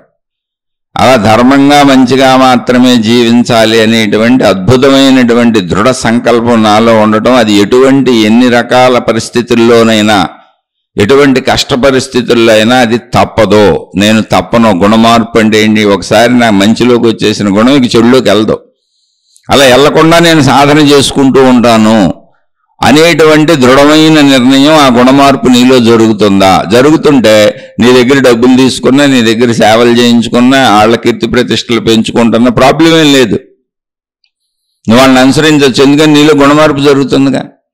ఇక్కడ ముఖ్యం గుణమార్పు. డాక్టర్ ఎట్టంటాడని కాదు, డాక్టర్ తాగుబోతో, తిరుగుబోతో, లంచగొండో, వ్యాపారస్తుడో ఏదో ఒకటి సామాన్యం ఉన్నాయి. మన వైద్యం కరెక్ట్గా చేస్తున్నాడు, మనకు జబ్బు తగ్గిస్తున్నాడు. అందరి మీద ఒక 100 రూపాయలు ఎక్కువ తీసుకుంటున్నాడో, 1000 రూపాయలు ఎక్కువ తీసుకుంటున్నాడో, మోసం చేస్తున్నాడో, ధర్మంగా ఉన్నాడో ఏమో, పైన పర్సనల్ క్యారెక్టర్ మనకు అనవసరం. కానీ వైద్యంలో మన జబ్బు మాత్రం పర్ఫెక్ట్గా తగ్గిస్తున్నాడు. అదే మనకు కావాల్సింది. ఇక్కడ గుణమార్పు జరుగుతుంటే నువ్వు అటువంటి గురువుల్ని, అటువంటి విధానాలని, అటువంటి మతాలని, పద్ధతులని, సంస్థలని అన్నిటిని అనుసరించవచ్చు. ఎందుకని? జ్ఞానము మనకు అవసరం. ఆ జ్ఞానం మనం పొందాము అంటే అర్థం ఏంటంటే గుణమార్పు జరగాలి. గుణమార్పు హఠాత్తుగా జరిగిపోద్దా కాదు, కొద్ది కొద్దిగా జరుగుతున్నా కూడా కరెక్టే. మొత్తం చెడు హఠాత్తుగా పోదు, సంవత్సరాలు పట్టవచ్చు. కానీ అసలు మార్పు అంటూ నీలో ప్రయత్నం జరుగుతుంది. నన్ను నేను మార్చుకోవాలని నీకు తెలుస్తుంది. నీలో చెడును నువ్వు గమనించుకుంటున్నావు, నీలో చెడును నువ్వు చూసుకుంటున్నావు, నీలో చెడును నువ్వు పోగొట్టుకోవాలనుకుంటున్నావు. అప్పుడు ఖచ్చితంగా నువ్వు ఆ విధానాలను అనుసరించవచ్చు. కాబట్టి గురువు అసలు అవసరమే. గురువు ఎవరంటే జ్ఞానం కనుక. ఆ జ్ఞానం చెప్పేది మనిషే కనుక, ఒక డాక్టర్లా, ఒక ఇంజనీర్లా, ఈయన గురువు కనుక, స్త్రీనో పురుషుడో, గురువు అనేది ఒక స్థానం, ఒక పదవి కనుక, అదొక జ్ఞాన వృత్తి పేరు కనుక. ఆధ్యాత్మికతలో జ్ఞాన వృత్తి పేరు అది, దైవ మార్గాల్లో జ్ఞాన వృత్తి పేరు అది. నీలో గుణమార్పు జరుగుతుంటే వాళ్ళు నీ గురువే. ఎవరి ద్వారా గుణమార్పు జరుగుతుందో వాళ్ళు నీకు గురువే. గుణమార్పు ఏమి హఠాత్తుగా జరిగిపోదు, మొత్తం జరిగిపోదు, అది కొద్ది కొద్దిగా జరుగుతూనే ఉంటుంది. అక్కడ నువ్వు డబ్బులు ఇచ్చినా పర్వాలా, సేవలు చేసినా పర్వాలేదు, ఎందుకంటే మన గుణాలను బట్టి. గుణమార్పు జరుగుతుంటే నువ్వేం చేసినా పర్వాలేదు, పోతే కొంచెం డబ్బు పోతుంది, అందులో పెద్ద విశేషమైంది. డబ్బు ఇవ్వడం కూడా నేర్చుకోవాలిగా, సత్కార్యాలకు డబ్బులు ఇవ్వాలిగా, మంచి పనులకు డబ్బులు ఇవ్వాలిగా. డబ్బులు ఇవ్వకపోతే మరి మంచి పనులు ఎలా జరుగుతాయి? నేను ఎట్టకు మంచి పనులు చేయను, సత్కార్యాలు చేయను, అప్పుడు నేను ఎవరికన్నా ఇస్తే వాళ్ళన్నా చేస్తారుగా.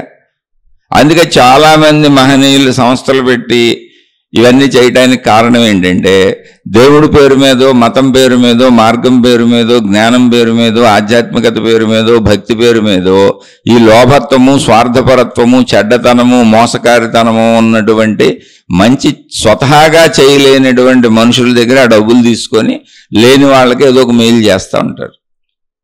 అలా చేయొచ్చు, తప్పేం లేదు. ఎందుకంటే మనం చెయ్యంగా. అలా దేవుడి పేరు మీదన్నా మనకి ఇవ్వడం నేర్పుతున్నారు కాబట్టి అది కూడా నేర్చుకోవటమే. అది నేర్చుకోండి. ఓకే, ఇక్కడ చేయకూడదు ఒకటి ఉంది, ఏంటంటే కామము. కామపరంగా అసలు ఏ గురువు నిన్ను ఉపయోగించుకోకూడదు, స్త్రీ అయినా పురుషుడైనా.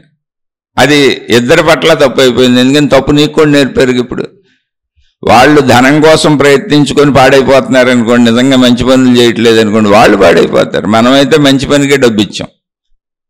అలాగే మన సేవలు తీసుకొని వాడుకొని వాళ్ళు ఏదో కీర్తి ప్రతిష్టలు పెంచుకున్నారనుకోండి, వాళ్ళు పాడైపోతారు. మనకు వచ్చిన ప్రాబ్లం ఏం లేదు. మనమైతే నిజంగానే సద్భావంతో సేవలు చేసాం, సద్భావంతో వాళ్ళ కీర్తి ప్రతిష్టలు పెంచడానికి మనం కూడా ప్రయత్నిస్తున్నాం.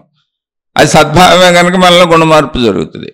కానీ కామము విషయంలో అటు అక్రమ సంబంధాలు గురువులతో పెట్టుకుంటే, అంటే మాతాజీలైనా, గురువులైనా, స్త్రీలైనా, పురుషులైనా, అవి మనకి హాని చేస్తాయి. ఎందుకని మనం కూడా ఒక దుర్వ్యసనం అలవాటు చేసేసుకున్నాంగా. అందుకని ఖచ్చితంగా స్త్రీ పురుషులు ఎవరైనా సరే ఈ మార్గాలలో, అంటే మీరు భక్తులుగా సాగుతున్నారా, గురువులుగా సాగుతున్నారా, మాతాజీలుగా సాగుతున్నారా, ఫాలోయర్సా, లేదా నడిపేవాళ్ళ, నడుస్తున్న వాళ్ళ కాదు, ఎవరైనా సరే పురుషులందరూ స్త్రీలకు దూరంగా ఉండాల్సిందే, స్త్రీలందరూ పురుషులకు దూరంగా ఉండాల్సిందే. మీరు దేవుడైనా సరే, ఎవరైనా సరే. ఇక గుణమార్పు అన్నది ఏంటి? ఎటువంటి గుణమార్పు అంటే, మీరు ఒక శ్రీరామచంద్రుడిని తీసుకుంటే మనకి గుణమార్పు అంటే ఏంటో చెప్పేశారు మహాత్ములు ఇతిహాసాల ద్వారా. ఒక శ్రీరామచంద్రుడిని తీసుకుంటే ఎన్ని కష్టాలు వచ్చినా నేను ధర్మము తప్పను అనేదే రామాయణం చెబుతుంది. అలాగే ఒక సత్యహరిశ్చంద్రుడు ఎన్ని కష్టాలు వచ్చినా నేను ఆడిన మాట తప్పను, మాట చెప్పాను తప్పను. అలాగే ఒక శిబి చక్రవర్తి. ఇలా అనేక మతాల్లో అనేక కథలు ఉంటాయి. మళ్ళీ చక్కగా చదువుకోండి. అలానే అంత కష్టాలు మనకు వస్తాయా? రావు. అవి అంత కష్టాలు మనకెందుకు వస్తాయి? కాదు, అంత కష్టం వచ్చినా కూడా వాళ్ళు నిలబడ్డారంటే నీ చిన్న చిన్న కష్టాల్లో నువ్వు తప్పుల్లోకి వెళ్ళబాక అని చెప్పడానికి మనకు ఆదర్శప్రాయమైనటువంటి జీవితాలనే చూపించారు మహనీయులుగా, మహాత్ములుగా. అంటే ఎంతవరకు నేను గుణమార్పు జరుగుతుంది, ఎలా ప్రయత్నించాలంటే జీవితంలో వాళ్ళకు వచ్చిన కష్టాలు అసలు మనకు రావు. ఓ రామచంద్రుడికి వచ్చిన కష్టాలు మనకు రావు. ఎందుకు వస్తే అసలు మనకు రాజ్యాలు ఉన్నాయా? మన రాజులమా? మనం ఏమన్నా యువరాజులమా? అంత రాజ్యాలు వదిలిపెట్టి నేను పొమ్మని ఎవరు అనటానికి? నీ కుటుంబ సభ్యులే కావచ్చు, కానీ కాదుగా. ఏదో చిన్న కొద్దిగా ఉంటే చిన్న చిన్న మోసాలు, ఫ్రెండ్స్ అప్పు తీసుకెవరో, ఇంట్లో వాళ్ళు అన్నదమ్ముల పొలం తగాదాలు, ఏదో చిన్న చిన్న ఆస్తి తగాదాలు, మనోళ్లే కానీ సర్దుకుపోతే అయిపోద్దని రామచంద్రుడు చెప్పాడు. అక్కడ నా సొంత కుటుంబ సభ్యులేగా ఉంటే నేనే పెడతా వాళ్ళకి, నాన్నదమ్ములు నా అక్క చెల్లెళ్ళేగా. అక్కడ ధర్మం ఏంటి? ఆ ధర్మాన్ని పాటిద్దాం. ఒకవేళ ఎదుటి వాళ్ళు అధర్మంగా వెళ్తే మన వాళ్ళేగా, కుటుంబంలో సర్దుకుందాం అని చెప్పాడు ఆయన. అలాగే పరాయి వాడైనా సరే రావణాసురుడు తన భార్యను ఎత్తుకుపోతే భార్యను రక్షించటం అనే కర్తవ్యంలో ఆయన మనసు ప్రయాణిస్తుంది తప్ప ఎత్తుకుపోయిన వాడి మీద శత్రుత్వంతో ప్రయాణించట్లా. ఎందుకంటే మనుషులు అనేవాళ్ళు తప్పులు చేస్తారు అనే సహజ గుణం. ఇప్పుడు నేను చేయవలసిన ధర్మరక్షణ ఏంటంటే నేను నా ధర్మపత్నిని కాపాడుకోవాలి. అందుకని ఆయన రావణాసురుడికి చాలా ఛాన్సులు ఇచ్చారు చనిపోయే వరకు. నాయన యుద్ధం చేయను, నిన్నేమి చేయను, యుద్ధం వద్దు, నా భార్యను అప్పగించి వెళ్ళిపోతానని బోల్సార్లు చెప్పారు. నీ మీద నాకు ఎటువంటి కోపము లేదని. ధర్మబుద్ధి అనేది ఎలా ప్రవర్తించాలో కూడా చెప్పారు. రావణాసురుడిని ఆయన ద్వేషంతో చంపలేదు, కోపంతో చంపలేదు. యుద్ధం తప్పనిసరి కనుక, తప్పదు కనుక చంపారు. ఎందుకంటే వాడు ఒప్పుకోవట్లేదు కనుక. అంటే ఇక్కడ పాయింట్ ఏంటి అనేది మనం గ్రహించాల్సింది ఏంటంటే, నా ధర్మ కర్తవ్యం కోసం ఇప్పుడు మనకు యుద్ధాలు చేయాల్సిన అవసరం లేదుగా. మనం రాజులము కాదు, యుద్ధాలు చేయాల్సిన అవసరం లేదు. మన వాళ్ళని ఎవరో ఎత్తుకుపోరు.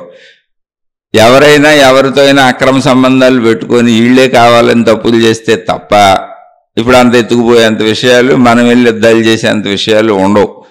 అంత కష్టంలో కూడా ఎత్తుకుపోతే కూడా ధర్మరక్షణార్థం యుద్ధం చేశాను తప్ప నా హృదయంలో శత్రుత్వ భావన లేదు. ఎందుకంటే మనుషులు తప్పులు చేస్తారు, అది సహజ విషయం. తప్పుల్లోంచి మనిషి ఒప్పుల్లోకి రావడమే ఆధ్యాత్మికత, గుణమార్పు అనే దాన్ని నిరూపించి చూపించారు. అలా ఎన్నో ఉంటాయి. అవన్నీ ఎందుకు చదువుకోవాలంటే వాటిల్లో ఎక్కడన్నా మన జీవితంలో కొన్ని తారసపడతా ఉంటాయి. మన విలన్ పాత్రల్లోనూ మనం ఉండొచ్చు, హీరో పాత్రల్లోనూ మనం ఉండొచ్చు, మంచి పనుల్లోనూ మనం ఉండొచ్చు, చెడ్డ పనుల్లోనూ మనం ఉండొచ్చు. ఆ పాత్ర ఏంటో చూసుకొని మనకేం జరుగుతుంది, మనం ఏం చేస్తున్నాం చూసుకొని అందులో చెడును వదిలేసి మంచిని నేర్చుకోవాలి. ఆ మంచిలో మనకి చెడు జరుగుతుంటే ఆ మహనీయులలా భరించడం నేర్చుకొని ముందుకు నడవండి, అదే ధర్మము అని చెప్పారు. అవసరమైన చోట యుద్ధం చేయొద్దని అసలు ఎప్పుడూ చెప్పలే. ఆ యుద్ధం అసలు అవసరమా కాదనే నిర్ణయం తీసుకోవాలి. యుద్ధం నేను చేయను, అక్కర్లేదు, యుద్ధంతో నాకు పని లేదు, నా భార్యని నాకు అప్పగిస్తే నేను వెళ్ళిపోతాను. అప్పగించకపోతే యుద్ధం చేస్తాను తప్పదంటే. అది శ్రీరామచంద్రుడు రావణాసురుడికి చెప్పింది. ఆయన చాలాసార్లు చెప్పారు. సేమ్ అదేవిధంగా మీరు మహాభారతం చూస్తే పాండవులు మేము యుద్ధం చెయ్యము, మాకు అసలు రాజ్యం వద్దు ఏంటి, యుద్ధం రెడీ అయిపోయినాక కూడా. యుద్ధం రెడీ అయిపోయింది, ఇరుపక్షాలు సైన్యాలు అటు ఇటు నుంచున్నారు. 11 అక్షోహిణులేమో కౌరవుల వైపు ఉంది, 7 అక్షోహిణులు పాండవుల వైపు ఉంది. రణభేరులు మోగించేశారు, మరు నిమిషంలో యుద్ధం జరిగిపోవాలి. ఈ మధ్యలో పాండవులు పాపం మొత్తం చూశారు. పాండవుల వైపు ఉన్నోళ్ళు వీళ్ళకి తెలుసు, కౌరవుల వైపు ఎవరెవరు యుద్ధానికి వచ్చారని చూస్తే మొత్తం వాళ్ళ బంధువులు. ఎందుకని వాళ్ళ అన్నదమ్ములేగా, అందరూ కుటుంబ సభ్యులే, అందరూ వాళ్ళ బంధువులే. అటువైపు ఉన్నా ఇటువైపు ఉన్నా ఉన్న వాళ్ళంతా బంధువర్గమే, స్నేహితులే, కుటుంబ సభ్యులకు సంబంధించిన వాళ్ళే. ఇప్పుడు యుద్ధం చేసుకొని మేము వీళ్ళందరినీ చంపేసుకొని మేము రాజ్యం పొందినా వాళ్ళ రాజ్యం పొందినా ఇందులో వచ్చేది పోయేది ఏమన్నా, అందరినీ చంపేసుకోవటమే. వీళ్ళ కోసం ఎందుకంత యుద్ధం, వీళ్ళని చంపడం అనవసరం, మాకు అసలు అక్కర్లేదు రాజ్యం. ఎందుకంటే నా దగ్గర సంపదలు ఉంటే మంచోడు తన వాళ్ళనే బాగా చూసుకుంటాడు. మంచివాడి దగ్గర సంపదలు ఉన్నాయనుకోండి, ముందు తన కుటుంబ బాధ్యతలు చేస్తాడు. ఇంకా సంపదలు ఉన్నాయనుకోండి, తన అన్నదమ్ములు, అక్క చెల్లెళ్ళు, బంధుమిత్ర పరివారాన్ని చూస్తాడు. ఇంకా సంపదలు ఉన్నాయనుకోండి, ప్రపంచంలో ప్రజలకు మేలు చేస్తూ ఉంటాడు. ఎప్పుడు సంపదలు పెరుగుతున్న కొందికి మంచివాడు మేలు పెరుగుతూ ఉంటుంది, ప్రజలకు మేలు చేయడం పెరుగుతూ ఉంటుంది. అలా పాండవులు మంచివాళ్ళు కనుక ఇంతమందిని చంపేసుకోవటం ఎందుకు? అసలు రాజ్యం కోరుకునేదే మేము అందరినీ మంచిగా చూడటానికి, అందరికీ సుపరిపాలన అందించడానికి, అందరూ హాయిగా ఉండటానికి, చక్కగా ఉండటానికి. ఏదో రాజులం కాబట్టి రాజ్యం కోరుకున్నాం అంతే. అది కూడా మా రాజ్యం కాబట్టి, మాకు హక్కు ఉంది కాబట్టి. ఇప్పుడు హక్కు ఉన్నా సరే ఎందుకు ఇంత యుద్ధం చేసి దాన్ని పొందాలా అంటే ఇంతమందిని చంపేయాలా? వద్దు, మా వైపు చనిపోతారు, వాళ్ళ వైపు చనిపోతారు, వద్దు, మాకు అసలు రాజ్యమే వద్దు, మేము ఇదివరకులాగా భిక్షాన్నంతో బతికేస్తామని వెళ్ళిపోయారు. మంచివాళ్ళు యుద్ధాలు చేయరు, యుద్ధం చేయకపోవడమే మంచితనం. అయితే యుద్ధం తప్పనిసరి అయింది అక్కడ. ఎందుకనంటే దుర్యోధనుడు యుద్ధం చెయ్యవలసిందే అని పట్టుబట్టు కూర్చున్నాడు. యుద్ధం చేయకపోతే వాళ్ళని చంపేస్తాడు. అయితే అక్కడ అర్జునుడు మళ్ళీ పాండవులు ఎంత గొప్పవాళ్ళు అనే దానికి అర్జునుడిని ఉదాహరణగా తీసుకుంటే, అర్జునుడు కృష్ణ భగవానుడితో మాట్లాడుతున్నాడు యుద్ధం మొదలవడానికి ముందు. నేను ఒకవేళ యుద్ధం చేయకుండా ఆగిపోతే కృష్ణ, దుర్యోధనుడిని మమ్మల్ని చంపేసినా పర్వాలేదు, చచ్చిపోతాం, యుద్ధమే తప్పదు, చేయాలి, చంపేస్తామంటే చంపేని. మేము చనిపోయేది 5గురుమేగా, 5గురు పాండవులను చనిపోతాం అంతే, ఇన్ని లక్షల మంది చనిపోవడం ఎందుకు? కాబట్టి చంపేసినా పర్వాలేదు అన్నాడు. అప్పుడు భగవంతుడు చెప్పాడు, నాయనా నిన్ను చంపేసే వరకు వస్తే మాత్రం నువ్వు ఆత్మరక్షణ చేసుకోవాలి అని. అది ధర్మ పోరాటం అంటే. అది నిన్ను చంపేసేంత వరకు వస్తే ఆత్మరక్షణార్థం పోరాటం చేయాలి. అది కూడా పోరాటం ఎందుకు చేయాలో చెప్పాడు ఆయన. ధర్మం కోసం, మంచి కోసం నువ్వు చచ్చిపోతే త్యాగమే, పర్వాలేదు, చచ్చిపోవచ్చు. కానీ నిన్ను చంపేస్తున్నవాడు దుర్యోధనుడు ఎవరు? అసూయపరుడు, క్రూరత్వం. వాడి పరిపాలనలో ప్రజలు కూడా హాయిగా ఉండరు. సొంత వదిన గారినే నిండు సభలో బట్టలు ఓడదీసేయమని ఆజ్ఞాపించిన వాడి యొక్క పరిపాలనలో స్త్రీలు సుఖంగా ఉంటారా? వాడికి స్త్రీల పట్ల గౌరవం ఉందా? సొంత అన్నదమ్ముల్నే మోసం చేసి వాళ్ళ రాజ్యం కొట్టేసి వాళ్ళని అడవుల పాలు చేసినటువంటి దుర్మార్గపు స్వభావం ఉన్నవాడి పరిపాలనలో ప్రజలు సుఖంగా ఉంటారా? కాబట్టి అటువంటి రాక్షస ప్రవృత్తి గలవాడు రాజుగా ఉండకూడదు. ప్రజల క్షేమం కోసం యుద్ధం జరగచ్చు. 5 లక్షల మంది, 10 లక్షల మంది చనిపోవచ్చు. కానీ కోటాను కోట్ల మంది సుఖంగా ఉంటారు. తరతరాలు, రాబోయే తరాలు కూడా సుఖంగా ఉంటాయి. అంత సుఖం కోసం, అంత శాంతి కోసం, అంత హాయి కోసం, ఒక దుర్మార్గుడిని నశింపజేయటం కోసం కొంతమంది సాక్రిఫైస్ అవుతారు, తప్పులేదు. ఎందుకనంటే మరి వాడి తరపున యుద్ధం చేయడానికి వచ్చారుగా, వాడిని సమర్థిస్తున్నారుగా. ఆ చెడుని సమర్థించే వాళ్ళందరూ చనిపోవాలిగా. ఆ చెడుని సమర్థించే వాళ్ళందరినీ చంపే ప్రయత్నంలో ధర్మం కోసం, మంచి కోసం కొంతమంది తమ ప్రాణాలు కోల్పోతే అక్కడ కృష్ణ భగవానుడు చెప్పాడు, ఇందులో యుద్ధంలో, ధర్మయుద్ధంలో మరణిస్తే నీకు విజయము, వీరస్వర్గము వస్తుంది. వీరస్వర్గం అంటే వీరత్వంతో ధర్మ పోరాటం చేసి మరణించావు గనుక నువ్వు స్వర్గము అంటే పుణ్యమైన కార్యమే చేసావు అని. అంతే, నీకు ఏదో స్వర్గలోకాల్లో కూర్చోబెడతారని కాదు, మంచి పనే చేసావు. అలా మంచిగానే చనిపోవాలి, అవసరమైతే మంచి వైపు ఉండి చనిపోవాలి. ఇప్పుడు మనకు పోరాటాలు ఎందుకుంటే మంచిగా బతుకుదాం, చెడ్డగా బతికినా మంచిగా బతికినా మన ఆయువు అంతేనండి. ఆయువు అయినాక చనిపోతాం, చావుకు తప్పదు. అందుకని మంచిగానే బతికి చనిపోమనేది కృష్ణ భగవానుని బోధ. మంచి చేస్తూ మంచి పనులతో మంచిగా బతికి చనిపో, చెడు చేయటం ఎందుకు? కాబట్టి ఇలా నేను ఎక్కడున్నాను అనేది మనం నిర్ధారించుకోవాలి. గురువు అవసరం ఎప్పటికే. కానీ గురువు ఎవరో? జ్ఞానము గురువు. జ్ఞానం ఎవరో? నాలో గుణమార్పు తెస్తే జ్ఞానం. గుణమార్పు తేకపోతే అది జ్ఞానము కాదు, ఆ జ్ఞానం నా గురువు కాదు. గుణమార్పు అంటే ఏంటి అంటే నాలో ఉన్న చెడును పోగొట్టుకొని నాలో సంపూర్ణమైన మంచిని పెంచుకొని మరణ పర్యంతము, చనిపోయే వరకు మరణ పర్యంతము నేను అదే జ్ఞానంతో జీవిస్తాను. అంటే నన్ను నేను మంచిగా ఉంచుకుంటూ జీవిస్తాను, మంచిలో జీవిస్తాను, మంచిలో మరణిస్తాను, చెడు వైపుకు వెళ్ళను అనేటువంటి నిరంతరం నన్ను నేను కంట్రోల్ చేసుకోవడానికి అవసరమైనటువంటి జ్ఞానాన్ని తెలుసుకుంటూ ఉంటాను, గ్రహిస్తూ ఉంటాను. ఆ జ్ఞాన బోధకుడు, బోధకురాలు గురువు అవుతారు. ఎందుకంటే ఆ జ్ఞానం నన్ను మారుస్తుంది కనుక, నాలో మార్పు తెచ్చింది కనుక. అది గ్రహించాలి. ఇక్కడ మనం ఒక కథని ఉదాహరణగా చెప్పుకుందాం. ఈ కథ గురు చరిత్రలో వస్తుంది. అంటే కథలో ఉన్నటువంటి సారాంశాన్ని తీసుకోవాలి. కథలో ఉన్న సారాంశాన్ని కాకుండా మనకు తోచినట్టు ఎవరో చెప్పినట్టు చేసుకుంటూ వెళ్తే మందజ్ఞానులు అవుతాం, మూర్ఖ జ్ఞానులు అవుతాం. అంటే జ్ఞానం తెలుసు నాకని అనుకుంటాం, కానీ మనకేం తెలియదు, తప్పు మార్గంలోకి పోతాం. ఒక కథని ముందు చెప్పుకుందాం. ఇక్కడ దీపకుడు అనేటువంటి ఒక అతను ఉన్నాడు. ఆయన గురువు గారి దగ్గర ఎప్పటి నుంచో ఈ ఆత్మజ్ఞాన విద్యలు, ఆధ్యాత్మిక విద్యలు, ఈ చదువు నేర్చుకుంటున్నాడు. పూర్వం గురుకులాలు ఉండే. ఆ గురుకులాలలో బ్రతకటం ఎలాగో అనే అంటే జీవితం గడపడానికి అవసరమైన, జీవనోపాధికి అవసరమైన విషయాల నుంచి అత్యున్నత ఆధ్యాత్మిక విషయాల వరకు అన్ని కలిపి చెప్పేవాళ్ళు.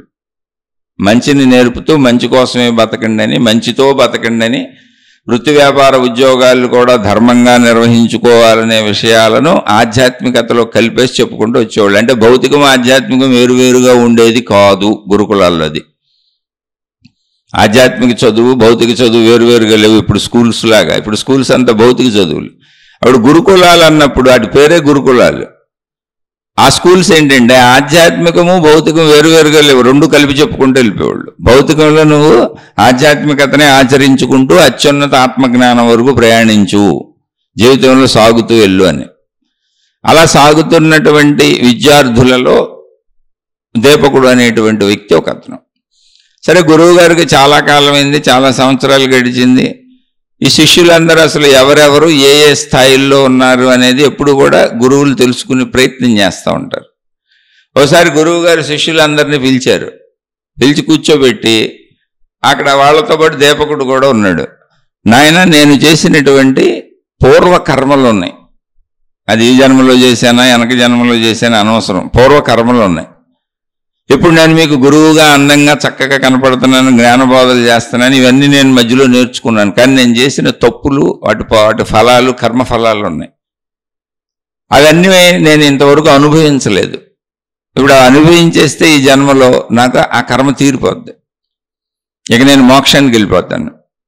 కాబట్టి ఆ కర్మ అనుభవిస్తే, ఇప్పుడు అనుభవించాలి అని నేను అనుకుంటే, ఇప్పుడు నాకేమవుతుందంటే నా శరీరం కుష్ఠవ్యాధి భరితమైపోయి శరీరం అంతా పుళ్ళు పడిపోయి ఆ పొళ్ళ నుంచి చీము నెత్తురు కారుతూ దుర్గంధ వాసన వస్తూ భరించలేనటువంటి అందవికారంగా తయారైపోతాను. అసలు మీరు నన్ను చూడలేరు, నా దగ్గర ఉండలేరు. అటువంటి దుర్భరమైనటువంటి శరీరం తయారైపోద్ది నాకు.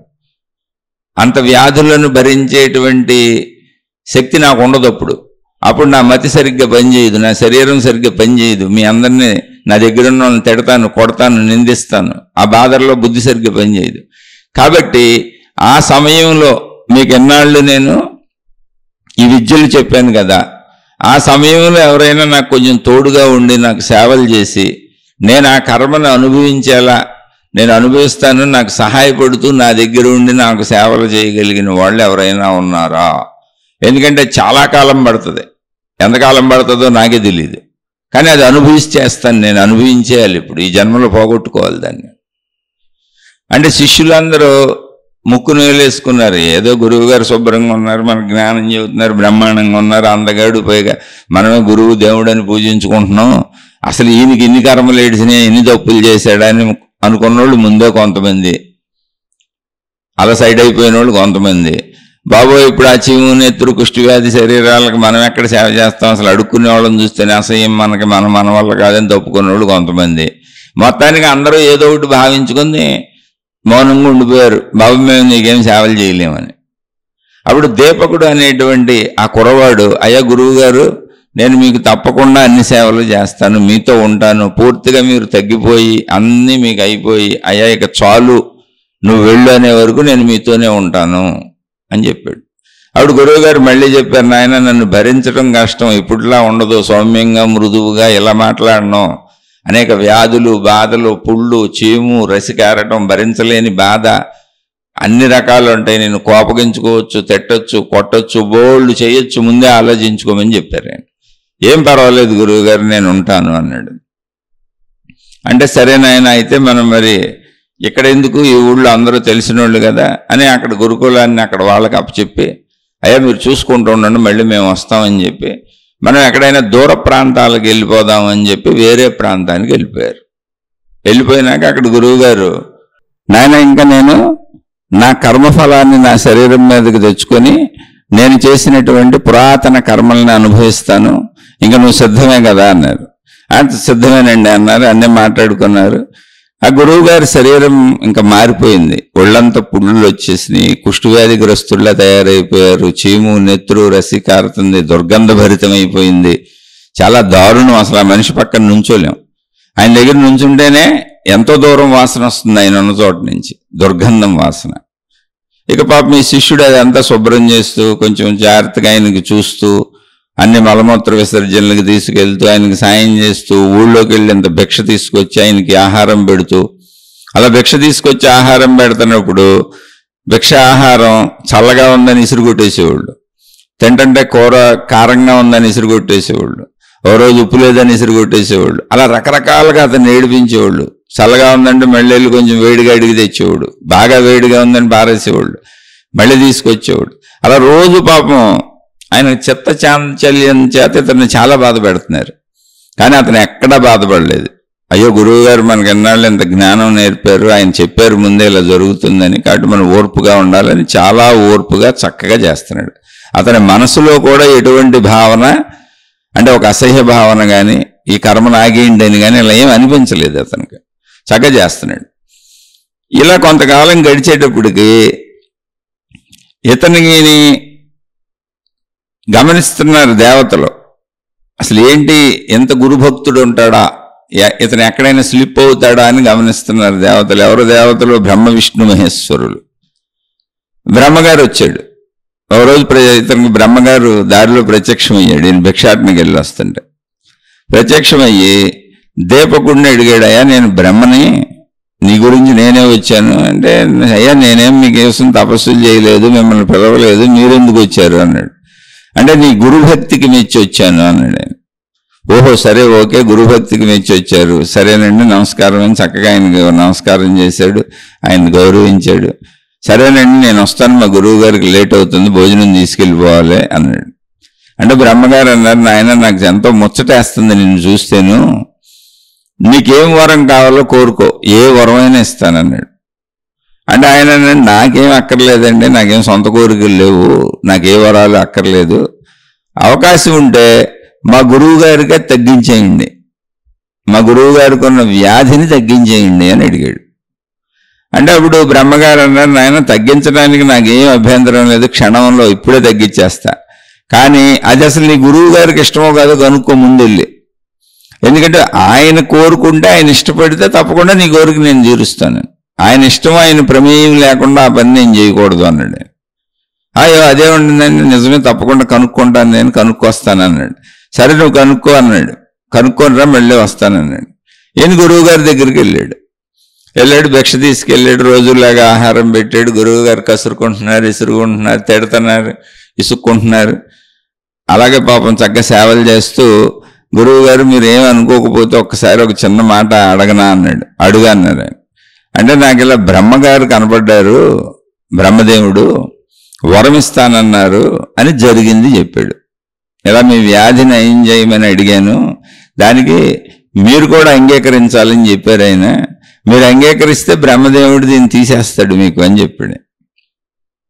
అప్పుడు గురువు గారు, ఓరు దుర్మార్గుడా, నువ్వు సేవ చేయలేకపోతే చేయలేనని చెప్పాలి, నా వల్ల కాదని చెప్పాలి, నీకు ఇసుగ్గా ఉందగా బాధగా ఉందా, చేయలేకపోతున్నావు, చెప్పు, వెళ్ళిపో నీ దారి నువ్వు కావాలంటే, నువ్వు బ్రహ్మదేవుడిని ఎందుకు పిలిచావు అసలు అన్నాడు. అయ్యా నేను పిలవలేదు, ఆయనే వచ్చారు, నేను అసలు ఏ దేవుణ్ణి పిలవలేదు, నాకు మీ ధ్యాస తప్ప ఇంకో ధ్యాస లేదు, అసలు నేనేదో భిక్షాన్నం తీసుకొస్తుంటే ఆయన వచ్చి అడిగారు, నాకు ఎవరో నయం చేయక్కర్లేదు, ఎందుకంటే వ్యాధి నేనే నయం చేసుకోగలను వద్దనుకుంటే, కానీ కర్మఫలాన్ని అనుభవించాలి అనే దాంతో ఆ సూత్ర ప్రకారం తీసుకున్నా. మరి ఇంతకాలం ఈ కర్మఫలం నేను అనుభవించలేదుగా, అంటే ఆపుకున్నాను నా శక్తితో, ఇప్పుడు తీసుకున్నా, కాబట్టి కర్మఫలాన్ని అనుభవించాలి నేను.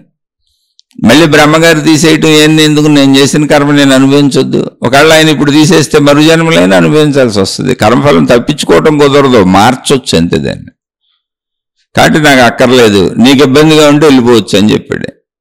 లేదు లేదు నాకు వద్దు బాబోయ్, అసలు అదేం లేదు, మిమ్మల్ని వదిలి నేను ఎక్కడికి వెళ్ళను అన్నాడు. సరే బ్రహ్మగారికి ఆ సమాధానం చెప్పాడు. బ్రహ్మగారు ఆశ్చర్యపోయి వెళ్ళిపోయాడు. ఏంట్రా బాబు, ఇన్ని యుగాలలో ఎంతో మంది తపస్సులు చేసిన వాళ్ళు అందరూ ఏదో ఒకటి కోరుకోవటమే తప్ప అసలు వద్దన్నోడు ఎవడో లేడని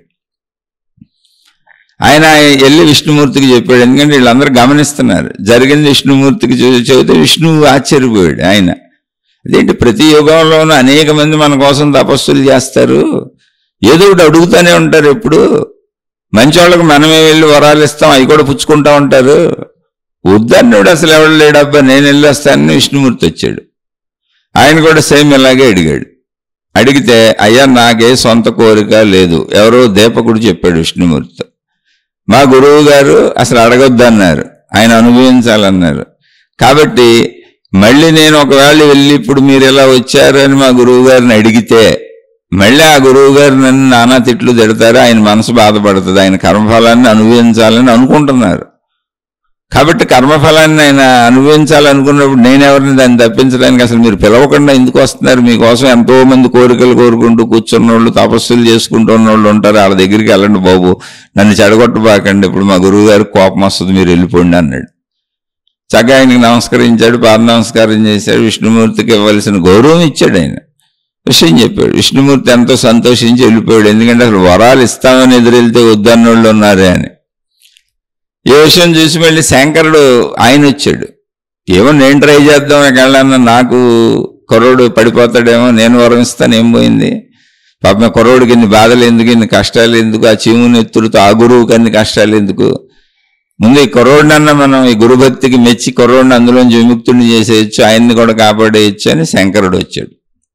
శంకరుడు సేమ్ ఆయన కూడా అడిగాడు. అంటే మళ్ళీ దీపకుడు చెప్పాడు, అయ్యా బోళా శంకర, మా గురువు గారు కర్మను అనుభవిస్తానంటున్నారు, బ్రహ్మగారికి ఇదే చెప్పాను, విష్ణువు గారికి ఇదే చెప్పాను, మళ్ళీ మీరు వచ్చారు, నేను ఇప్పుడు వెళ్ళేలా మీరు వచ్చారని చెబితే కూడా ఆయన మానసికంగా బాధపడుతున్నారు. నువ్వు దేవుణ్ణి పిలుస్తున్నావా, నాకు చేయలేకపోతున్నావా, నాకు చెయ్యాలని నీకు అనిపించట్లేదా, నా కర్మను నేను అనుభవించాలని ముందే చెప్పాను కదా, నేను తప్పించుకోను, ఏ దేవుడు నా కర్మను తీర్చక్కర్లేదు, నేను చేసిన కర్మ నేనే అనుభవిస్తాను, ఇవన్నీ చెబుతున్నారండి, మీరు ఎందుకు మళ్ళీ మీరు వచ్చి ఇప్పుడు అడగమంటే నేను వెళ్ళి అడిగితే ఆయన మానసికంగా బాధ పెట్టినోడిని అవుతాను, అలా నేను బాధ పెట్టదలుచుకోలేదు, నేను ఆయనకి సేవ చేస్తాను అంతే. ఆయన అడిగారు సేవ చేయగలరా అని, సేవ చేస్తానని వచ్చాను, మధ్యలో మీరు అందరూ రాకండి, మీకు నమస్కారం తండ్రి అని మళ్ళీ ఆ శంకరుణ్ణి గౌరవించవలసినటువంటి రీతిలో ఆయన్ని గౌరవించి పూజించి అర్చించి ఆయన్ని సాగనంపాడు. గురువుగారి దగ్గరికి వచ్చాడు. గురువు గారు ఏం జరిగింది నాయన ఏంటని ఎప్పటికప్పుడు అడుగుతున్నారు. చెప్పాడు, అయ్యా ఇలా బ్రహ్మగారు వచ్చారు, నాకు విష్ణువు గారు వచ్చారు, శంకరుడు వచ్చాడు, వీళ్ళందరూ ఇలా అడిగారు, నేను మిమ్మల్ని బాధ పెట్టడం ఇష్టం లేదు, అసలు మీ దాకా రాను, అడగను, వార్తే తీసుకురానని చెప్పాను, వాళ్ళు వెళ్ళిపోయారు, మనకే బాధ లేదు గురువు గారు, మీరు ఎంతకాలం దీన్ని అనుభవించాలనుకుంటున్నారో ఆ కర్మఫలం మీకే తెలుసు, కాబట్టి నేను అంతకాలం మీకు సేవ అయితే చేస్తా, మీతో ఉంటా, సేవ చేస్తానని వచ్చా, మీకు సేవ చేస్తా.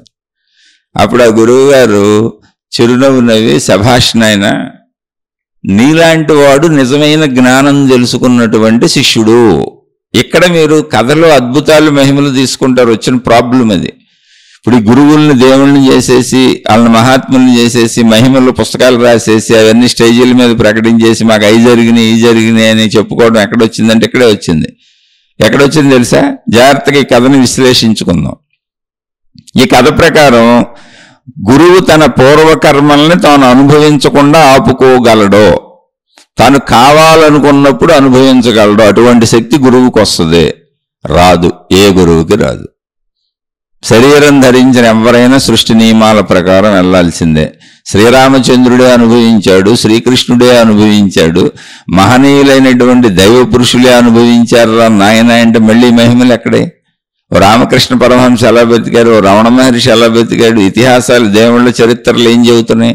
ఓ మహాభారతంలో కృష్ణ భగవానుడు పక్కనే ఉన్నాడు కదా, అంత మహాభారతం ఎలా జరిగింది అంటే మహిమలేమి లేవు. మళ్ళీ మీరు ఎక్కడ మహిమలో తెచ్చి ఆపాదించుకుంటామంటే నేనేం చేయలేను, మీ ఇష్టం. ఇందులో సత్యత ఏంటంటే ఇది కథ. ఈ కథాంశంలో దీపకుడు అనేటువంటి వ్యక్తి యొక్క తత్వాన్ని మనం తీసుకోవాలి. జ్ఞానం ఏం చేస్తుంది అంటే, జ్ఞానం నేర్చుకున్నవాడు ఎప్పుడూ సహాయకారిగా ఉంటాడు, తనకు సొంత కోరికలు ఉండవు. ఉండవు అంటే ఆయన అన్నం తింటలేదా దీపకుడు? భిక్ష తెచ్చుకున్నప్పుడు గురువు గారికి పెట్టి తాను తింటున్నాడు. తిన్నాక మలమూత్ర విసర్జన చేయడా, తాను చేస్తున్నాడు. ఆయన పడుకోవట్లేదా? గురువు గారికి అన్ని సేవలు చేసి గురువు గారు పడుకున్నాక ఆయన పడుకుంటున్నాడు. ఎందుకు పడుకోవట్లేదు? శరీర ధర్మాల ప్రకారం అన్నీ చేస్తున్నాడు, కానీ అవి కథలో కనపడవు, చెప్పరు.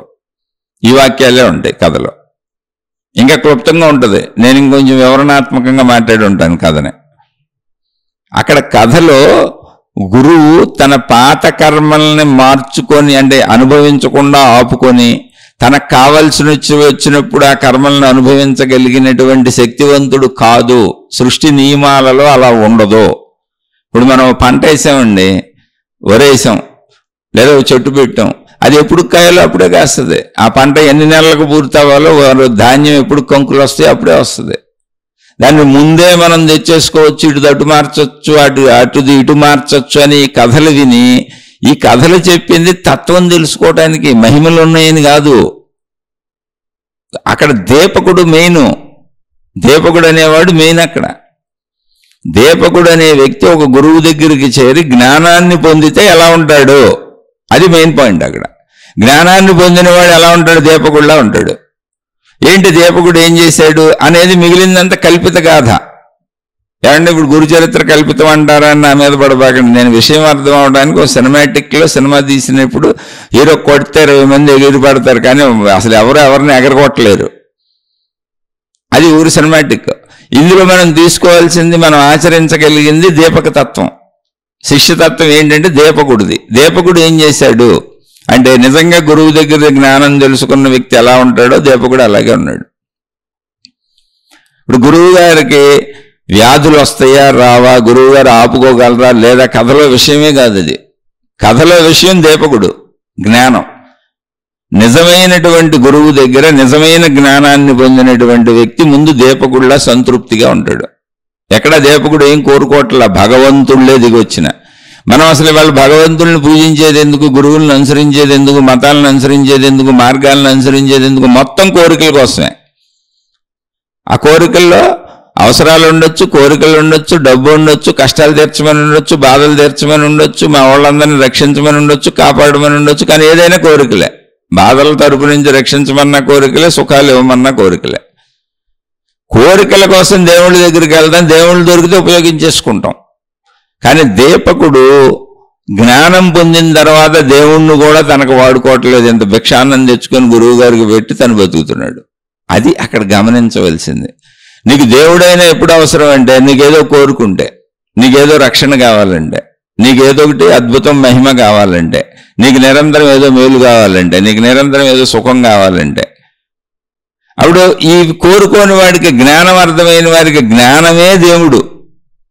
ఇది ఎలాగే ఉంటుంది, ఈ జీవితం ఇలాగే ఉంటుంది. ఎన్ని పొందినా, అంతమంది దేవుళ్ళు వచ్చినా, ఎన్ని వరాలు ఇచ్చినా, ఎన్ని సుఖాలు పొందినా, ఎన్ని దుఃఖాలు పొందినా, ఎలా జీవించినా చావటం కరెక్ట్. ఆ చనిపోయేదానికి మధ్యలో ఈ ఉబలాటాలన్నీ ఎందుకని, జ్ఞానం శాంతియుతంగా నీకు దొరికిందాంతో, నీకు ఉన్నదాంతో సంతృప్తిగా బతకమని చెప్పుద్ది. దీపకుడు ఆ స్థితికి వచ్చేసాడు. అలా సంతృప్తిగా బతకగలిగినటువంటి స్థితికి వచ్చాడు కనుకనే దీపకుడు అనేవాడు అన్ని బాధలు పడుతున్న వ్యక్తికి ఎటువంటి అసహ్యం లేకుండా, ఇబ్బంది అనుకోకుండా, బాధ అనుకోకుండా సేవలు చేయగలుగుతున్నాడు. అంటే నిజమైన జ్ఞానం కలిగిన వాడు తన ధనాన్ని, తన శరీరాన్ని, తనకు సంబంధించింది, అంటే తన బతుకుతూ, తన కుటుంబం బతుకుతూ.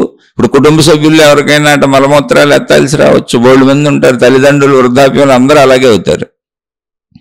ప్రతి వ్యక్తికి తన ముందు తరం అలాగే ఉంటుంది. అలాగే ప్రతి వ్యక్తి పుట్టినప్పుడు తల్లిదండ్రులు బిడ్డలను అలాగే పెంచుతారు.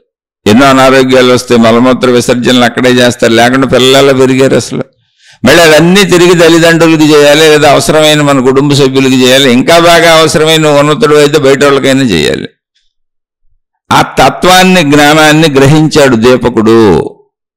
మీరు కుటుంబ సంబంధ బాంధవ్యాల్లో ఉంటే బాధ్యతలకైనా ఇటువంటివి చేయాలి. ఇప్పుడు వృద్ధులైన తల్లిదండ్రులు మలమూత్ర విసర్జనలకు వెళ్ళలేరు, ఎత్తాల్సి వస్తే ఎత్తాలి, అసహ్యం అనుకోకూడదు. వాళ్ళకి అనారోగ్యాలు రావచ్చు, అనేక బాధలు రావచ్చు, వాళ్ళు మంచం మీద ఉండిపోవచ్చు, వాళ్ళకి సేవలు చేయాల్సి రావచ్చు. అలాంటి వాళ్ళు 100 మంది ఉంటారు. వాళ్ళందరికీ చేయాల్సిందే, తప్పదు. దాన్ని దీపకుడి యొక్క జ్ఞాన ఆచరణ మనకు బోధిస్తున్నారు. అది జ్ఞానబోధ. ఇక్కడ దీపక తత్వాన్ని తీసుకోవాలి, గురుతత్వాన్ని కాదు. దీపకుడు జ్ఞానం ద్వారా ఏం నేర్చుకున్నాడు గురువు నుంచి? కాబట్టి ఎంతటి సేవ అయినా చేయగలిగాడు. వాళ్ళు ఇసుక్కుంటారు, తిడతారు, బాగోలేదంటారు, చల్లగొందంటారు, వేడిగొందంటారు, ఇవన్నీ రోజు ఇంట్లో ఉండేగా. అయ్యగా అత్తకోడళ్ళు కొట్టుకు చేస్తారు, అందరూ కొట్టుకు చేస్తారు, భార్యాభర్తలు కొట్టుకు చేస్తారు, ప్రతి సంబంధ బాంధవ్యం ఘర్షణ పడేది ఇటుకేగా. దీపకుడికి ఆ ఘర్షణ లేనటువంటి స్థితి వచ్చింది. గుణమార్పు అంటే ఇది. నేను ఇందాక గుణమార్పు అన్నాను ఇదే. కుటుంబంలో బతుకుతున్నప్పుడు, 10 మంది మధ్యలో బతుకుతున్నప్పుడు, సమాజంలో బతుకుతున్నప్పుడు, వందల వేల మందితో సంబంధ బాంధవ్యాలతో వాళ్ళ మధ్య బతుకుతున్నప్పుడు అనేకం సర్దుకోవాల్సి రావాల్సి వస్తుంది. అందులో మంచివాడు సర్దుకుంటాడు.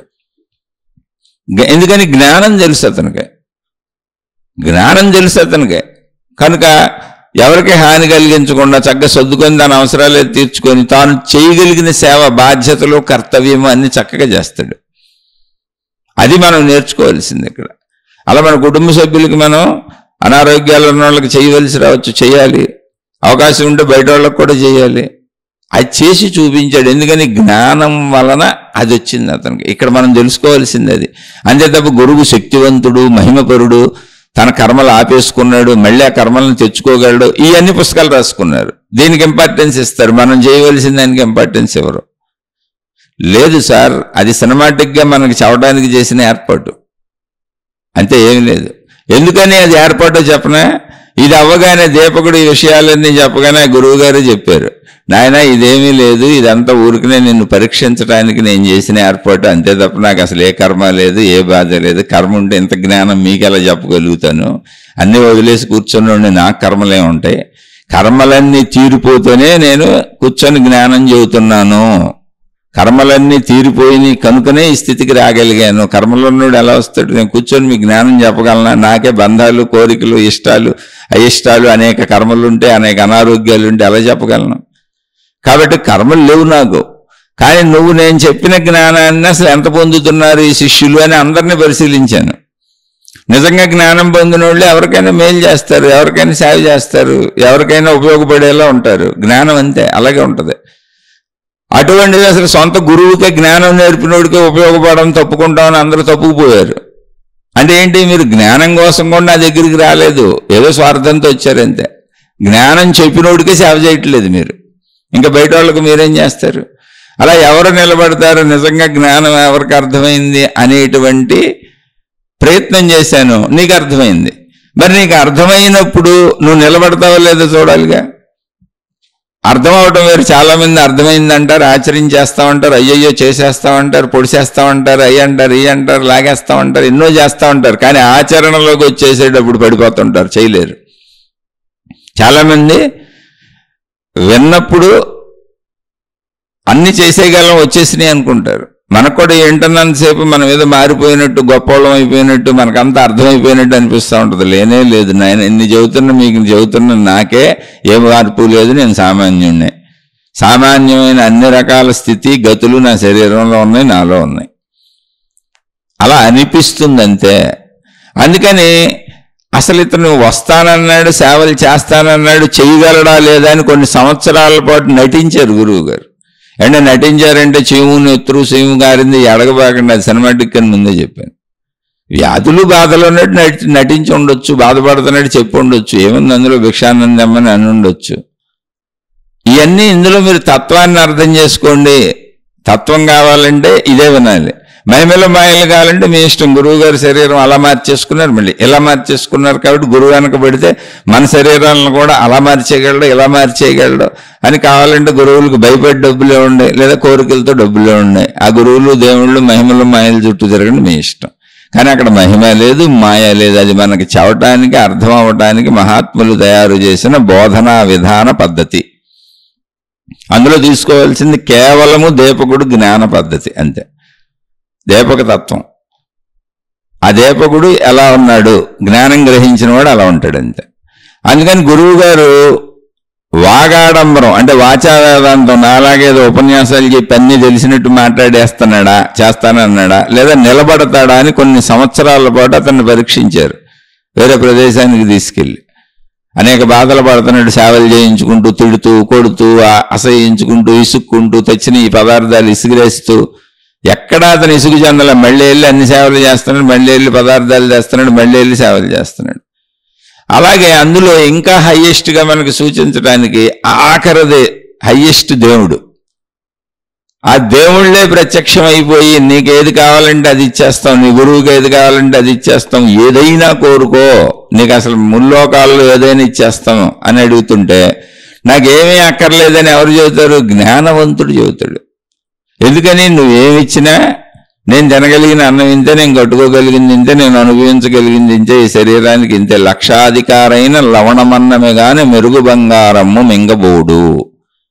నువ్వు అధికంగా ఏమిచ్చినా నువ్వు ఇచ్చిన శరీరంలో పంచేంద్రియాల్లో ఆ పంచేంద్రియ సుఖాలు అంతే అనుభవించగలను, నువ్వు ఇచ్చిన ఆయువు అంతే నేను జీవించగలను. నువ్వు ఎన్ని వరాలు ఇచ్చి ఇంకేం కోరుకో ఏం కోరుకో ఏం కోరుకో అన్నా ఎన్ని కోరుకొని పోగేసుకొని పక్కన పెట్టుకోవడమే తప్ప నేను అనుభవించడం కుదరదు. ఇది సత్యజ్ఞానం. నేను చేసిన కర్మల ఫలితాలు నేను అనుభవించాల్సిందే, తప్పవు. ఎందుకని? దేవుడే కర్మ ఫలితాలు మీ గురువుకి నయం చేసేస్తాను అడుగు, కాకపోతే గురువు అనుమతించాలి అన్నాడు. ఇది ఊరికి కథాపరంగా చెప్పాను, కానీ గురువు అక్కడ ఏమంటున్నాడు? నా కర్మలు నేను అనుభవించాల్సిందే, నా కర్మలు నేను అనుభవించాల్సిందే, నా కర్మలు నేను అనుభవించాల్సిందే అన్నాడు. అంటే ఏ దేవుడు నువ్వు చేసిన కర్మలు తీసేవాడు లేడు, తీయటం కుదరదు. ఆ కథలో స్పష్టంగానే చెప్పారు. కానీ చెప్పబడిన పద్ధతి కథా పద్ధతి, సినిమాటిక్గా ఉంటుంది. అంటే నువ్వు ఒక తప్పు చేసినాక ఆ తప్పు ఫలం అనుభవించకుండా దేవుడైనా ఎందుకు చేస్తాడు? తప్పుకు కర్మఫలాన్ని పెట్టిందే దేవుడు కదా. అదే కదా విశ్వశక్తి, అదే సృష్టి శక్తి, అదే దైవశక్తి, అదే ఆత్మశక్తి, అదే ప్రాణశక్తి, అదే కర్మ సిద్ధాంతం. అవి ఎవరు తీస్తారు?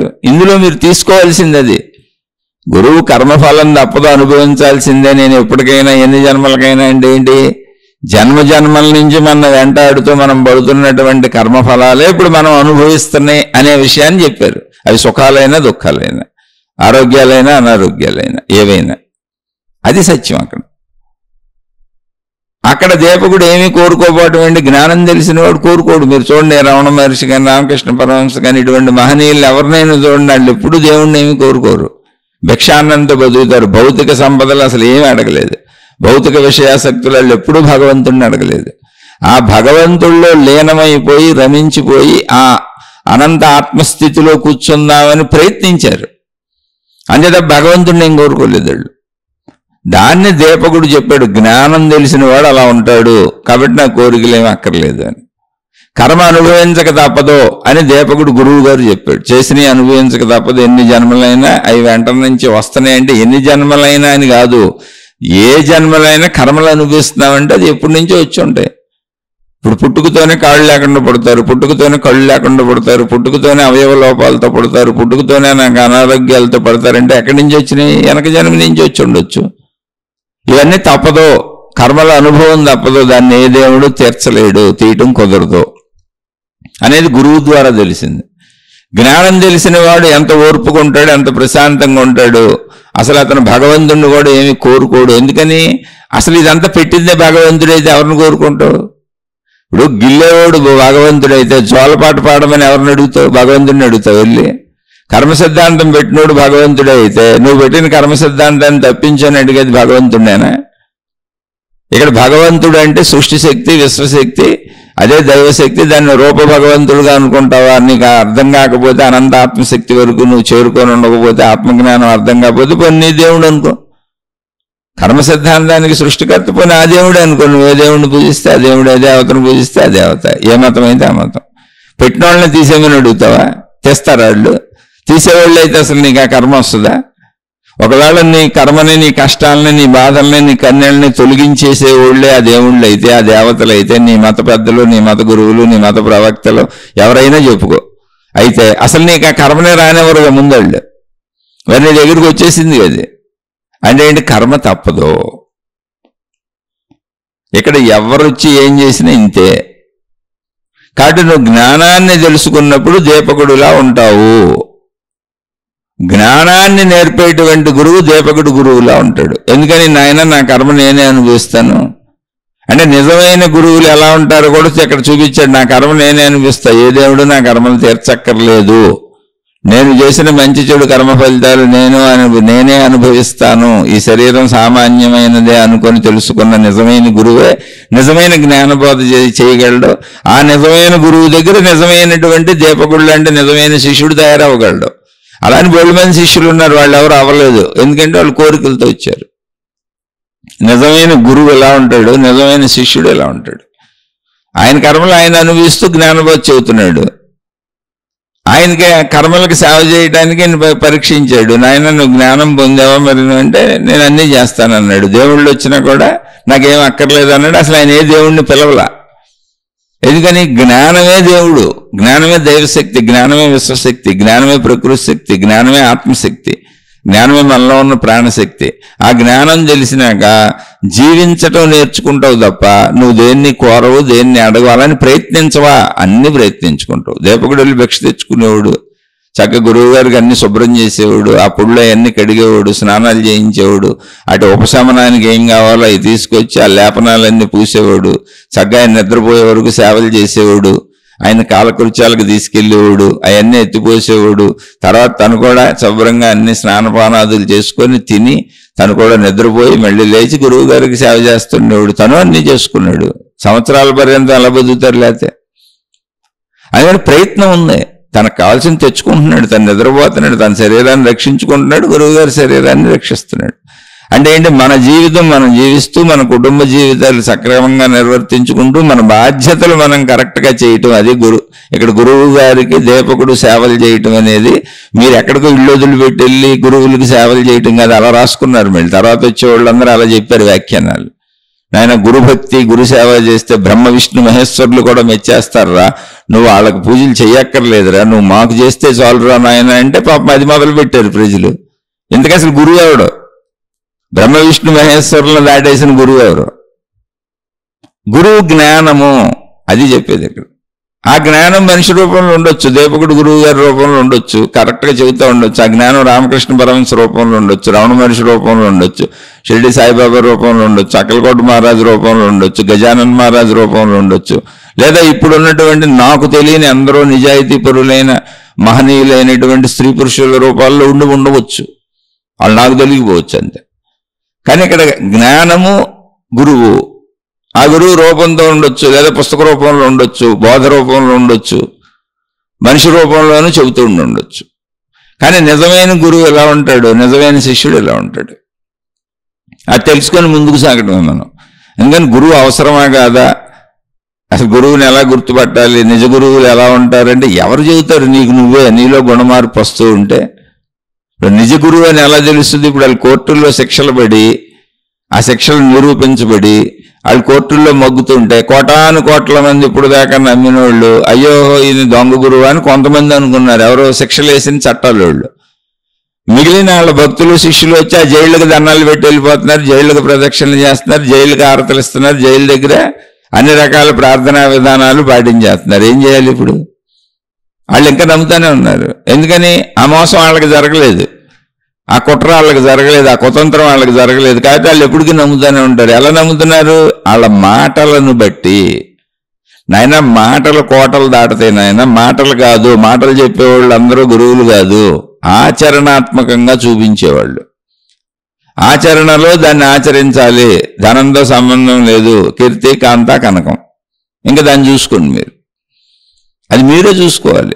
అలా అని చెప్పాను. లోబులు, దుర్మార్గులు, చెడ్డవాళ్ళు అసలు రూపాయి తీసి ఎవరికి పెట్టరు, అందరి దగ్గర దోచేసుకుంటారు, డబ్బు దాచేసుకుంటారు. అలాంటి వాళ్ళు దేవుడి పేరు మీదో గురువు పేరు మీదో కనీసం నమ్మకాలతో డబ్బులు తీసి ఆ గురువులకి ఇస్తే ఆ గురువులు కొంచెం మంచి పనులు చేస్తున్నారు, అందులో తప్పే ఉంది. సన్నాసులు అసలు చేయరుగా, మంచి పనులు చేయరుగా.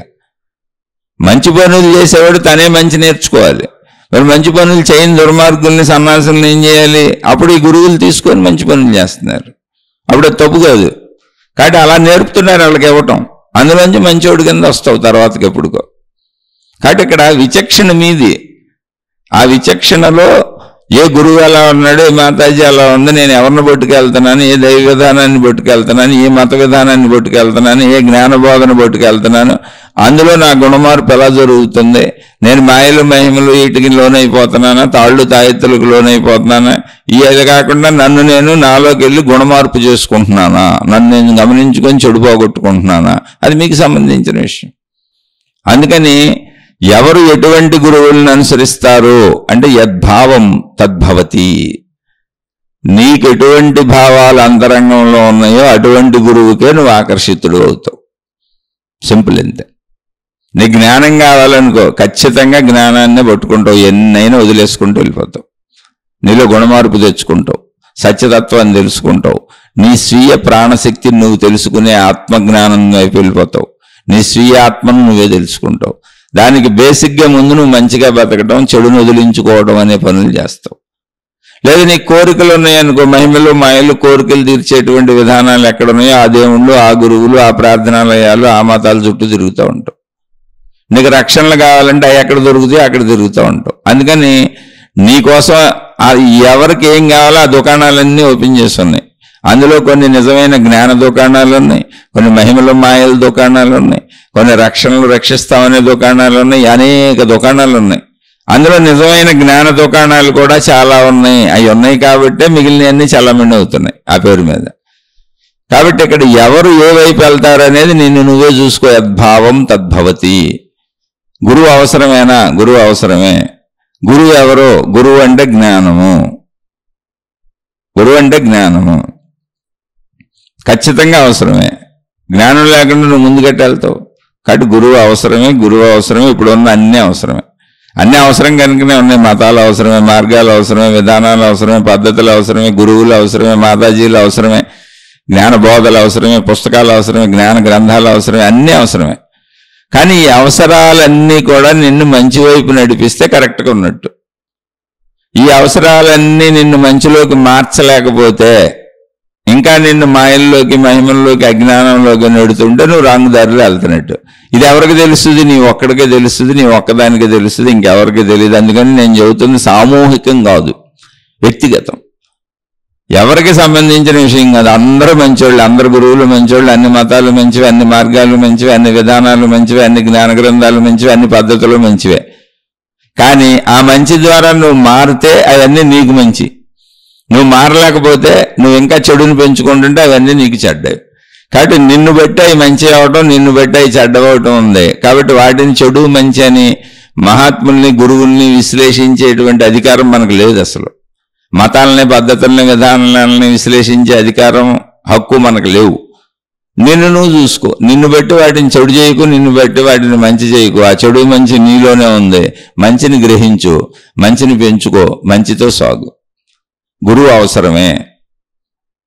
గురువే జ్ఞానము, జ్ఞానమే గురువు. గురు మధ్యే స్థితం విశ్వం, విశ్వమధ్యే స్థితో గురు. గురుర్ విశ్వం నచాన్యోస్తి, తస్మై శ్రీ గురవే నమః. ఇందాక మధ్యలో చెప్పుకున్నాం, గురు అంటే గు అనేది అంధకారాన్ని, చీకటిని సూచించే అక్షరమని, రు అనేది ఆ చీకటిని రూపుమాపే అక్షరమని గురువు అనే పదాన్ని తయారు చేశారు మహాత్ములు. ఆ పదానికి అర్థం అది. ఇంకా అనేక అర్థాలు, మంచి అర్థాలు కల్పించారు. మనకి అర్థం సరిపోద్ది. అంటే చీకటిని పారద్రోలే వెలుగు అంటే స్పష్టమైనటువంటి క్లారిటీతో జీవించటం, మంచితో జీవించటం. అది నేర్పేవాడు గురువు. ఇప్పుడు ఏం చెప్తున్నారు? చాలా చెప్పారు గురువు గురించి. గురు మధ్యే స్థితం విశ్వం. గురువు మధ్యలో విశ్వం అంతా ఉందంట. మధ్యలో విశ్వం అంతా ఉండటం ఏంటి? గురువు శరీరంతోనే ఉన్నాడు. ఎంత అనంత విశ్వం గురువు మధ్యలో ఎలా ఉంటుంది అంటే, విశ్వానికి సంబంధించిన జ్ఞానమంతా, ప్రపంచానికి సంబంధించిన జ్ఞానమంతా గురువులో ఉంది. గ్రహించిన వాడు గురువు అవుతాడు.